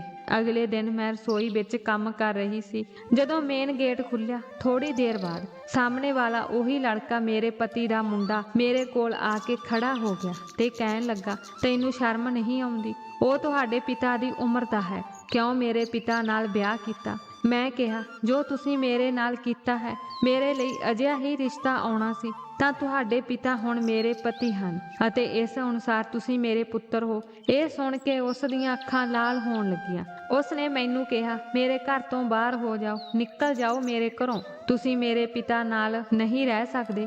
ਮੈਂ ਉਸ ਲੜਕੇ ਵੱਲ ਦੇਖਿਆ। ਸਿਰਫ ਮੈਂ ਹੀ ਜਾਣਦੀ ਸੀ ਕਿ ਉਹ ਇਸ ਸਮੇਂ ਕਿੰਨੀ ਮੁਸੀਬਤ ਵਿੱਚੋਂ ਲੰਘ ਰਿਹਾ ਸੀ। ਉਸ ਦੀਆਂ ਅੱਖਾਂ ਗੁੱਸੇ ਨਾਲ, ਬੇਵਸੀ ਨਾਲ ਲਾਲ ਹੋ ਰਹੀਆਂ ਸਨ।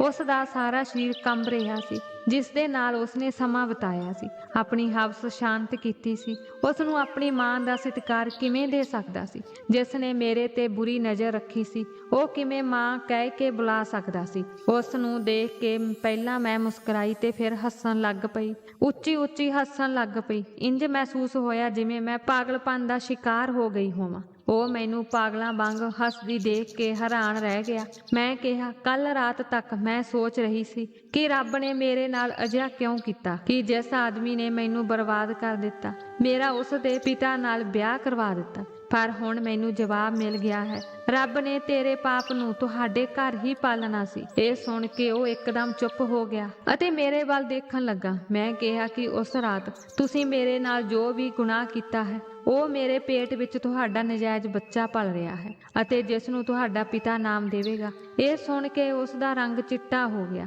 ਮੈਂ ਕਿਹਾ, ਤੇਰੇ ਲਈ ਇਹ ਸਜ਼ਾ ਹੋਵੇਗੀ ਕਿ ਤੂੰ ਆਪਣੇ ਬੱਚਿਆਂ ਨੂੰ ਆਪਣੀ ਭੈਣ ਤੇ ਭਰਾ ਕਹੇਂਗਾ ਤੇ ਮੈਂ ਰੱਬ ਅੱਗੇ ਅਰਦਾਸ ਕਰਦੀ ਹਾਂ ਕਿ ਇਹ ਤੇਰੀ ਧੀ ਹੀ ਹੋਵੇ। ਤੂੰ ਮੇਰੇ ਨਾਲ ਜੋ ਜ਼ੁਲਮ ਕੀਤਾ ਹੈ, ਰੱਬ ਨਾ ਕਰੇ ਜੇ ਕੱਲ ਨੂੰ ਤੇਰੀ ਧੀ ਨਾਲ ਵੀ ਕੁਝ ਵਾਪਰ ਜਾਵੇ। ਰੱਬ ਦਾ ਵਾਸਤਾ ਚੁੱਪ ਕਰ ਜਾਓ। ਉਸਨੇ ਆਪਣਾ ਸਿਰ ਦੋਹਾਂ ਹੱਥਾਂ ਨਾਲ ਫੜ ਲਿਆ ਤੇ ਬਾਲ ਪੱਟਣ ਲੱਗ ਪਿਆ। ਗੋਡਿਆਂ ਭਾਰ ਬੈਠ ਕੇ ਉਹ ਉੱਚੀ ਉੱਚੀ ਚੀਕਾਂ ਮਾਰ ਕੇ ਰੋਣ ਲੱਗ ਪਿਆ। ਕਹਿਣ ਲੱਗਾ, ਹੇ ਮੇਰੇ ਤੋਂ ਕੀ ਹੋ ਗਿਆ? ਮੈਂ ਕੀ ਕਰ ਦਿੱਤਾ? ਉਹ ਪਾਗਲ ਹੋ ਗਿਆ ਸੀ। ਉਹ ਉੱਚੀ ਉੱਚੀ ਆਪਣਾ ਸਿਰ ਕੰਧ ਨਾਲ ਮਾਰਨ ਲੱਗ ਪਿਆ, ਪਰ ਮੈਂ ਉਸ ਨੂੰ ਉਸੇ ਹਾਲਤ ਵਿੱਚ ਛੱਡ ਕੇ ਕਮਰੇ ਵਿੱਚ ਆ ਗਈ। ਮੇਰਾ ਦਿਲ ਅਜੇ ਵੀ ਉਸ ਵਿਅਕਤੀ ਲਈ ਨਫ਼ਰਤ ਨਾਲ ਭਰਿਆ ਹੋਇਆ ਸੀ। ਮੈਨੂੰ ਉਸ ਲੜਕੇ ਪ੍ਰਤੀ ਸਖਤ ਨਫ਼ਰਤ ਮਹਿਸੂਸ ਹੋ ਰਹੀ ਸੀ। ਉਹ ਕੰਧ ਨਾਲ ਆਪਣਾ ਸਿਰ ਜ਼ੋਰ ਨਾਲ ਮਾਰ ਰਿਹਾ ਸੀ, ਖੂਨ ਵਹਿ ਰਿਹਾ ਸੀ, ਪਰ ਮੈਂ ਪੱਥਰ ਦੀ ਬਣੀ ਕਮਰੇ ਵਿੱਚ ਬੈਠੀ ਰਹੀ। ਮੈਨੂੰ ਉਸ ਦੀਆਂ ਚੀਕਾਂ ਦੀ ਪਰਵਾਹ ਨਹੀਂ ਸੀ। ਕੁਝ ਸਮੇਂ ਬਾਅਦ ਮੇਰਾ ਪਤੀ ਘਰ ਆਇਆ। ਜਦੋਂ ਉਸਨੇ ਆਪਣੇ ਬੇਟੇ ਦੀ ਬੁਰੀ ਹਾਲਤ ਦੇਖੀ ਤਾਂ ਉਹ ਹੈਰਾਨ ਰਹਿ ਗਿਆ ਅਤੇ ਜਲਦੀ ਜਲਦੀ ਹਸਪਤਾਲ ਲੈ ਗਿਆ। ਉਸਨੇ ਉੱਥੇ ਐਮਰਜੈਂਸੀ ਵਿੱਚ ਭਰਤੀ ਕਰਵਾਇਆ। ਲੜਕੇ ਨੂੰ ਹੋਸ਼ ਆ ਗਿਆ ਸੀ, ਪਰ ਡਾਕਟਰਾਂ ਦੀ ਗੱਲ ਸੁਣ ਕੇ ਮੇਰਾ ਪਤੀ ਵੀ ਸਦਮੇ ਵਿੱਚ ਆ ਗਿਆ। ਡਾਕਟਰ ਨੇ ਕਿਹਾ ਕਿ ਇਹ ਲੜਕਾ ਪਾਗਲ ਹੋ ਗਿਆ ਹੈ, ਉਹ ਆਪਣਾ ਮਾਨਸਿਕ ਸੰਤੁਲਨ ਗੁਆ ਬੈਠਾ ਹੈ। ਰੱਬ ਦੀ ਖੇਡ ਵੀ ਨਿਰਾਲੀ ਹੈ। ਮੈਨੂੰ ਉਸ ਵਿਅਕਤੀ ਦੇ ਘਰ ਲਿਜਾਇਆ ਗਿਆ ਜਿਸ ਨੇ ਮੇਰੇ ਤੇ ਤਸ਼ੱਦਦ ਕੀਤਾ ਸੀ ਅਤੇ ਉਹ ਲੜਕਾ ਇਹ ਗੱਲ ਬਰਦਾਸ਼ਤ ਨਹੀਂ ਕਰ ਸਕਿਆ ਕਿ ਉਸ ਨੇ ਜਿਸ ਲੜਕੀ ਵੱਲ ਦੇਖਿਆ ਸੀ ਅਤੇ ਗੰਦੀਆਂ ਨਜ਼ਰਾਂ ਨਾਲ ਛੂਹਿਆ ਸੀ, ਉਹ ਉਸ ਦੀ ਮਾਂ ਬਣ ਜਾਵੇ ਅਤੇ ਹੁਣ ਉਸ ਦੇ ਬੱਚੇ ਨੂੰ ਜਨਮ ਦੇਵੇ ਅਤੇ ਹੁਣ ਉਸ ਦਾ ਪਿਤਾ ਉਸ ਬੱਚੇ ਨੂੰ ਨਾਮ ਦੇਵੇ। ਉਸ ਮੁੰਡੇ ਨੂੰ ਪਰਮਾਤਮਾ ਨੇ ਉਸ ਦੇ ਕੰਮਾਂ ਦੀ ਸਜ਼ਾ ਦੇ ਦਿੱਤੀ ਸੀ।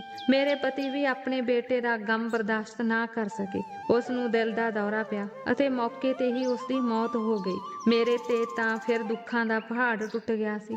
ਮੈਂ ਸਮਝ ਨਹੀਂ ਸਕੀ ਕਿ ਰੱਬ ਨੇ ਮੇਰੇ ਨਾਲ ਚੰਗਾ ਕੀਤਾ ਜਾਂ ਮਾੜਾ। ਜਦੋਂ ਮੇਰੇ ਦੋਸ਼ੀ ਨੂੰ ਸਜ਼ਾ ਮਿਲੀ ਤਾਂ ਰੱਬ ਦੇ ਇਨਸਾਫ ਨੂੰ ਦੇਖ ਕੇ ਮੇਰੀਆਂ ਅੱਖਾਂ ਹੰਝੂਆਂ ਨਾਲ ਭਰ ਆਈਆਂ। ਪਰ ਜਦੋਂ ਮੈਨੂੰ ਆਪਣੇ ਪਤੀ ਦੀ ਮੌਤ ਦੀ ਖਬਰ ਮਿਲੀ ਤਾਂ ਮੈਂ ਰੱਬ ਕੋਲ ਸ਼ਿਕਾਇਤ ਕੀਤੀ। ਉਹ ਜੋ ਵੀ ਸੀ, ਉਹ ਮੇਰਾ ਪਤੀ ਸੀ ਅਤੇ ਹੁਣ ਮੈਂ ਉਸ ਦੇ ਸਹਾਰੇ ਆਪਣੀ ਜ਼ਿੰਦਗੀ ਬਤੀਤ ਕਰਨਾ ਚਾਹੁੰਦੀ ਸੀ। ਪਰ ਰੱਬ ਨੇ ਮੇਰੇ ਤੋਂ ਉਹ ਸਹਾਰਾ ਵੀ ਖੋਹ ਲਿਆ ਸੀ। ਜਦੋਂ ਮੇਰੀ ਮਾਂ ਨੇ ਇਹ ਸੁਣਿਆ ਤਾਂ ਉਹ ਮੈਨੂੰ ਆਪਣੇ ਨਾਲ ਆਪਣੇ ਘਰ ਲੈ ਆਈ। ਪਰ ਹਾਂ, ਮੇਰੇ ਲਈ ਇਹ ਚੰਗੀ ਗੱਲ ਸੀ ਕਿ ਮੇਰੇ ਪੇਟ ਵਿੱਚ ਪਲ ਰਹੇ ਬੱਚੇ ਨੂੰ ਹੁਣ ਬਾਪ ਦਾ ਨਾਂ ਮਿਲ ਗਿਆ ਸੀ। ਮੈਂ ਸਾਰਿਆਂ ਨੂੰ ਖੁੱਲ੍ਹ ਕੇ ਦੱਸ ਸਕਦੀ ਸੀ ਕਿ ਮੈਂ ਮਾਂ ਬਣਨ ਜਾ ਰਹੀ ਹਾਂ ਅਤੇ ਜਲਦੀ ਹੀ ਬੱਚੇ ਨੂੰ ਜਨਮ ਦੇਵਾਂਗੀ। ਕੋਈ ਮੇਰੇ ਵੱਲ ਉਂਗਲ ਨਹੀਂ ਚੁੱਕ ਸਕਦਾ ਸੀ। ਹਾਲਾਂਕਿ ਮੇਰੇ ਪਤੀ ਨੇ ਮੈਨੂੰ ਛੂਹਿਆ ਤੱਕ ਨਹੀਂ। ਉਹ ਵਿਆਹ ਦੇ ਅਗਲੇ ਦਿਨ ਹੀ ਰੱਬ ਨੂੰ ਪਿਆਰਾ ਹੋ ਗਿਆ। ਮੈਂ ਚੁੱਪਚਾਪ ਆਪਣੀ ਜ਼ਿੰਦਗੀ ਜੀ ਰਹੀ ਸੀ ਜਦੋਂ ਇੱਕ ਦਿਨ ਮੇਰੀ ਮਾਂ ਮੇਰੇ ਕੋਲ ਆਈ ਅਤੇ ਕਹਿਣ ਲੱਗੀ, ਬੇਟੀ, ਹੁਣ ਤੂੰ ਇਸ ਤਰ੍ਹਾਂ ਇਕੱਲੀ ਜ਼ਿੰਦਗੀ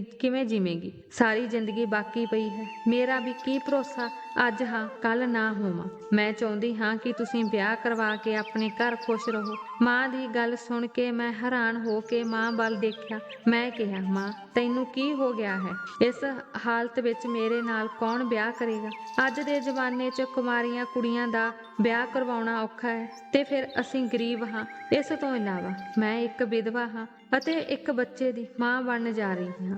ਅਜੇ ਵਿੱਚ ਮੇਰੇ ਨਾਲ ਵਿਆਹ ਕੌਣ ਕਰੇਗਾ? ਮੇਰੀ ਮਾਂ ਮੈਨੂੰ ਸਮਝਾਉਣ ਲੱਗੀ ਕਿ ਘੱਟੋ ਘੱਟ ਇੱਕ ਵਾਰ ਤੂੰ ਵਿਆਹ ਕਰਨ ਲਈ ਹਾਂ ਤਾਂ ਕਰ, ਫਿਰ ਕੋਈ ਨਾ ਕੋਈ ਰਾਜੀ ਹੋ ਜਾਵੇਗਾ। ਯਕੀਨਨ ਰੱਬ ਨੇ ਤੇਰੇ ਲਈ ਚੰਗਾ ਸੋਚਿਆ ਹੋਵੇਗਾ। ਪਰ ਮੈਂ ਆਪਣੀ ਮਾਂ ਨੂੰ ਸਖਤੀ ਨਾਲ ਕਹਿ ਦਿੱਤਾ ਕਿ ਮੈਂ ਵਿਆਹ ਨਹੀਂ ਕਰਾਂਗੀ। ਹੁਣ ਮੈਂ ਇਸ ਬੱਚੇ ਦੇ ਸਹਾਰੇ ਆਪਣੀ ਜ਼ਿੰਦਗੀ ਬਤੀਤ ਕਰਾਂਗੀ। ਮੇਰੀ ਮਾਂ ਨੇ ਮੇਰੇ ਜਿੱਦ ਅੱਗੇ ਆਪਣੀ ਹਾਰ ਮੰਨ ਲਈ। ਅਸੀਂ ਮਾਂ ਧੀ ਇਕੱਠੇ ਮਿਲ ਆਪਣੀ ਜ਼ਿੰਦਗੀ ਦੀ ਗੱਡੀ ਫਿਰ ਤੋਂ ਖਿੱਚਣ ਲੱਗੇ। ਮੇਰੇ ਪਤੀ ਦੀ ਮੌਤ ਨੂੰ 2 ਮਹੀਨੇ ਹੋ ਗਏ ਸਨ। ਇੱਕ ਦਿਨ ਇੱਕ ਔਰਤ ਸਾਡੇ ਘਰ ਆਈ। ਉਹ ਮੇਰੇ ਲਈ ਰਿਸ਼ਤਾ ਲੈ ਕੇ ਆਈ ਸੀ। ਮੇਰੀ ਮਾਂ ਦੇ ਪੈਰ ਖੁਸ਼ੀ ਨਾਲ ਜ਼ਮੀਨ ਤੇ ਨਹੀਂ ਲੱਗ ਰਹੇ ਸਨ। ਰਿਸ਼ਤਾ ਬਹੁਤ ਵਧੀਆ ਸੀ। ਮੈਂ ਹੈਰਾਨ ਸੀ ਕਿ ਮੇਰੇ ਵਰਗੀ ਵਿਧਵਾ ਕੁੜੀ ਨੂੰ ਚੰਗਾ ਰਿਸ਼ਤਾ ਕਿਵੇਂ ਆ ਸਕਦਾ ਹੈ। ਔਰਤ ਨੇ ਕਿਹਾ ਕਿ ਲੜਕਾ ਬਹੁਤ ਵਧੀਆ ਹੈ। ਉਸ ਦੀ ਆਪਣੀ ਕੱਪੜੇ ਦੀ ਦੁਕਾਨ ਹੈ ਜੋ ਪ੍ਰਮਾਤਮਾ ਦੀ ਕਿਰਪਾ ਨਾਲ ਬਹੁਤ ਵਧੀਆ ਚੱਲ ਰਹੀ ਹੈ। ਪਰ ਮੈਂ ਉਸ ਨੂੰ ਕਿਹਾ ਕਿ ਉਹ ਲੜਕਾ ਮੇਰੇ ਨਾਲ ਵਿਆਹ ਕਿਉਂ ਕਰਨਾ ਚਾਹੁੰਦਾ ਹੈ ਜਦੋਂ ਮੈਂ ਇੱਕ ਵਿਧਵਾ ਅਤੇ ਇੱਕ ਬੱਚੇ ਦੀ ਮਾਂ ਬਣਨ ਵਾਲੀ ਹਾਂ। ਔਰਤ ਨੇ ਕਿਹਾ ਕਿ ਲੜਕੇ ਨੂੰ ਕੋਈ ਪਰਵਾਹ ਨਹੀਂ। ਇਸ ਦੁਨੀਆ ਵਿੱਚ ਉਸਦਾ ਆਪਣਾ ਕੋਈ ਨਹੀਂ ਹੈ।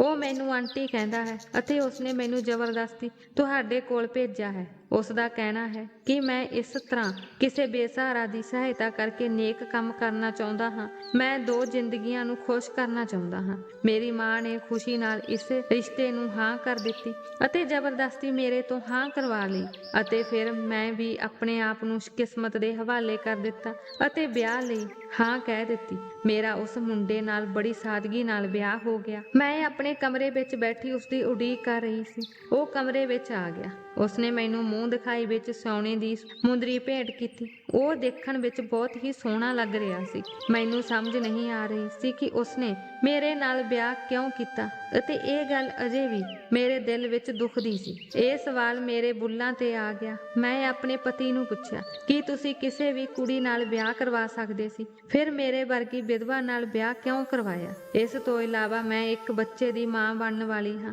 ਮੇਰੀ ਗੱਲ ਵਿਚਕਾਰ ਕੱਟਦਿਆਂ ਮੇਰੇ ਪਤੀ ਨੇ ਕਿਹਾ, ਅਤੇ ਉਹ ਬੱਚਾ ਵੀ ਤੁਹਾਡੇ ਪਤੀ ਦਾ ਨਹੀਂ ਸਗੋਂ ਨਜਾਇਜ਼ ਹੈ। ਮੈਂ ਇਹ ਸਾਰੀਆਂ ਗੱਲਾਂ ਜਾਣਦਾ ਹਾਂ, ਪਰ ਮੇਰੇ ਤੇ ਅਸਮਾਨ ਡਿੱਗ ਪਿਆ ਸੀ। ਭਾਵ ਉਹ ਜਾਣਦਾ ਸੀ ਕਿ ਮੇਰੀ ਕੁੱਖ ਵਿੱਚ ਪਲ ਰਿਹਾ ਬੱਚਾ ਨਜਾਇਜ਼ ਹੈ। ਫਿਰ ਵੀ ਉਸਨੇ ਮੇਰੇ ਨਾਲ ਵਿਆਹ ਕਰ ਲਿਆ ਸੀ। ਉਸਨੇ ਅੱਗੇ ਜੋ ਕੁਝ ਬੋਲਿਆ ਉਹ ਸੁਣ ਕੇ ਮੈਂ ਹੈਰਾਨ ਰਹਿ ਗਈ। ਉਸਨੇ ਮੈਨੂੰ ਦੱਸਿਆ ਕਿ ਮੈਂ ਉਹੀ ਲੜਕਾ ਹਾਂ ਜੋ ਉਸ ਦਿਨ ਤੁਹਾਡੇ ਘਰ ਚੋਰੀ ਕਰਨ ਗਿਆ ਸੀ। ਮੈਂ ਇਸ ਕੰਮ ਵਿੱਚ ਨਵਾਂ ਪਿਆ ਸੀ। ਮੇਰਾ ਦੋਸਤ ਮੈਨੂੰ ਇਹ ਕੰਮ ਕਰਨ ਲਈ ਉਤਸ਼ਾਹਿਤ ਕਰਦਾ ਸੀ। ਮੇਰਾ ਇਸ ਸੰਸਾਰ ਵਿੱਚ ਕੋਈ ਨਹੀਂ ਹੈ ਅਤੇ ਮੈਂ ਗਲਤ ਰਸਤੇ ਤੇ ਚੱਲ ਪਿਆ ਸੀ। ਉਸ ਦਿਨ ਮੈਂ ਪਹਿਲੀ ਵਾਰ ਉਸ ਨਾਲ ਚੋਰੀ ਕਰਨ ਗਿਆ ਸੀ। ਮੇਰੇ ਇਨਕਾਰ ਕਰਨ ਦੇ ਬਾਵਜੂਦ ਉਸਨੇ ਤੁਹਾਡੇ ਨਾਲ ਗਲਤ ਕੰਮ ਕੀਤਾ। ਬਾਅਦ ਵਿੱਚ ਤੁਹਾਡੇ ਨਾਲ ਕੀ ਹੋਇਆ ਮੈਂ ਸਭ ਕੁਝ ਜਾਣਦਾ ਹਾਂ। ਅਤੇ ਹੁਣ ਮੈਂ ਆਪਣੇ ਆਪ ਤੋਂ ਤੋਬਾ ਕਰਨਾ ਚਾਹੁੰਦਾ ਸੀ।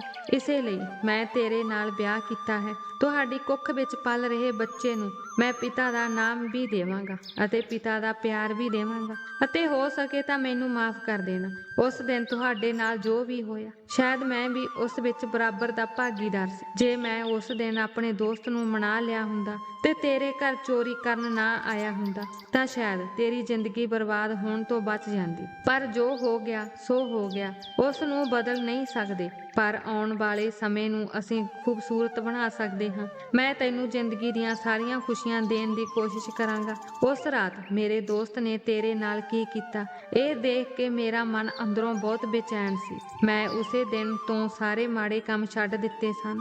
ਮੇਰੇ ਮਾਪੇ ਨਹੀਂ ਸਨ, ਪਰ ਇਹ ਘਰ ਮੇਰਾ ਆਪਣਾ ਹੈ। ਇਹ ਬਹੁਤ ਵੱਡਾ ਘਰ ਸੀ। ਮੈਂ ਅੱਧਾ ਘਰ ਵੇਚ ਕੇ ਕੱਪੜਿਆਂ ਦੀ ਦੁਕਾਨ ਖੋਲੀ ਅਤੇ ਹੁਣ ਮੈਂ ਮਿਹਨਤ ਕਰਕੇ ਆਪਣੀ ਰੋਜੀ ਰੋਟੀ ਕਮਾ ਰਿਹਾ ਹਾਂ। ਮੈਂ ਸਾਰੇ ਮਾੜੇ ਕੰਮ ਛੱਡ ਦਿੱਤੇ ਹਨ। ਮੈਂ ਸਿਰਫ ਹੱਥ ਜੋੜ ਕੇ ਬੇਨਤੀ ਕਰਦਾ ਹਾਂ ਕਿ ਮੈਨੂੰ ਮਾਫ ਕਰ ਦਿਓ, ਤਾਂ ਮੇਰੇ ਦਿਲ ਨੂੰ ਸ਼ਾਂਤੀ ਮਿਲ ਸਕੇ। ਮੈਂ ਆਪਣੇ ਪਤੀ ਨੂੰ ਮਾਫ ਕਰ ਦਿੱਤਾ। ਜੋ ਵੀ ਹੋਇਆ ਸੀ ਉਹ ਉਸਦੀ ਗਲਤੀ ਤਾਂ ਸੀ, ਪਰ ਉਨੀ ਨਹੀਂ ਜਿੰਨੀ ਉਸਦੇ ਦੋਸਤ ਦੀ ਸੀ। ਉਹ ਪਹਿਲਾਂ ਹੀ ਆਪਣੇ ਕੀਤੇ ਦੀ ਸਜ਼ਾ ਭੁਗਤ ਚੁੱਕਾ ਸੀ, ਪਾਗਲਖਾਨੇ ਵਿੱਚ ਆਪਣੀ ਜ਼ਿੰਦਗੀ ਦੇ ਦਿਨ ਕੱਟ ਰਿਹਾ ਸੀ। ਅੱਜ ਮੈਂ ਆਪਣੇ ਪਤੀ ਨਾਲ ਬਹੁਤ ਖੁਸ਼ ਹਾਂ। ਮੇਰਾ ਪਤੀ ਮੇਰਾ ਬਹੁਤ ਧਿਆਨ ਰੱਖਦਾ ਹੈ ਅਤੇ ਮੈਨੂੰ ਖੁਸ਼ ਕਰਨ ਦੀ ਪੂਰੀ ਕੋਸ਼ਿਸ਼ ਕਰਦਾ ਹੈ। ਮੈਂ ਆਪਣੀ ਮਾਂ ਨੂੰ ਵੀ ਆਪਣੇ ਕੋਲ ਬੁਲਾ ਲਿਆ ਹੈ। ਅਸੀਂ ਸਾਰੇ ਬਹੁਤ ਖੁਸ਼ਹਾਲ ਜ਼ਿੰਦਗੀ ਜੀ ਰਹੇ ਹਾਂ। ਰੱਬ ਨੇ ਮੈਨੂੰ ਇੱਕ ਪਿਆਰਾ ਪੁੱਤਰ ਦਿੱਤਾ ਹੈ। ਮੇਰੇ ਪਤੀ ਨੇ ਕਦੇ ਵੀ ਉਸ ਨੂੰ ਗੈਰ ਨਹੀਂ ਸਮਝਿਆ, ਉਸ ਨੂੰ ਹਮੇਸ਼ਾ ਪਿਤਾ ਦਾ ਪਿਆਰ ਦਿੱਤਾ। ਮੈਂ ਵੀ ਆਪਣੇ ਬੱਚੇ ਨੂੰ ਪੂਰੇ ਦਿਲ ਨਾਲ ਅਪਣਾ ਲਿਆ ਹੈ, ਭਾਵੇਂ ਉਹ ਕਿਸੇ ਦੇ ਪਾਪ ਦੀ ਨਿਸ਼ਾਨੀ ਸੀ। ਮੇਰੇ ਲਈ ਇਹ ਮੇਰਾ ਬੱਚਾ ਸੀ, ਮੇਰੇ ਸਰੀਰ ਦਾ ਇੱਕ ਅੰਗ ਸੀ। ਅੱਜ ਅਸੀਂ ਸਾਰੇ ਆਪਣੇ ਪਰਿਵਾਰ ਵਿੱਚ ਬਹੁਤ ਖੁਸ਼ੀ ਨਾਲ ਰਹਿ ਰਹੇ ਹਾਂ। ਸੋ ਦੋਸਤੋ, ਅੱਜ ਸਾਡੀ ਇਹ ਕਹਾਣੀ ਸੀ। ਤੁਹਾਨੂੰ ਇਹ ਕਿਵੇਂ ਲੱਗੀ? ਕਿਰਪਾ ਕਰਕੇ ਸਾਨੂੰ ਦੱਸਿਓ। ਜੇ ਤੁਹਾਨੂੰ ਇਹ ਚੰਗੀ ਲੱਗੀ ਤਾਂ ਕਿਰਪਾ ਕਰਕੇ ਇਸ ਨੂੰ ਪਸੰਦ ਕਰਿਓ ਅਤੇ ਕਹਾਣੀ ਬਾਰੇ ਆਪਣੇ ਵਿਚਾਰ ਜ਼ਰੂਰ ਦਿਓ, ਤਾਂ ਜੋ ਸਾਨੂੰ ਪਤਾ ਲੱਗ ਸਕੇ ਕਿ ਤੁਹਾਨੂੰ ਸਾਡੀ ਕਹਾਣੀ ਪਸੰਦ ਹੈ ਜਾਂ ਨਹੀਂ। ਅੰਤ ਤੱਕ ਕਹਾਣੀ ਨੂੰ ਸੁਣਨ ਲਈ ਤੁਹਾਡਾ ਬਹੁਤ ਬਹੁਤ ਧੰਨਵਾਦ।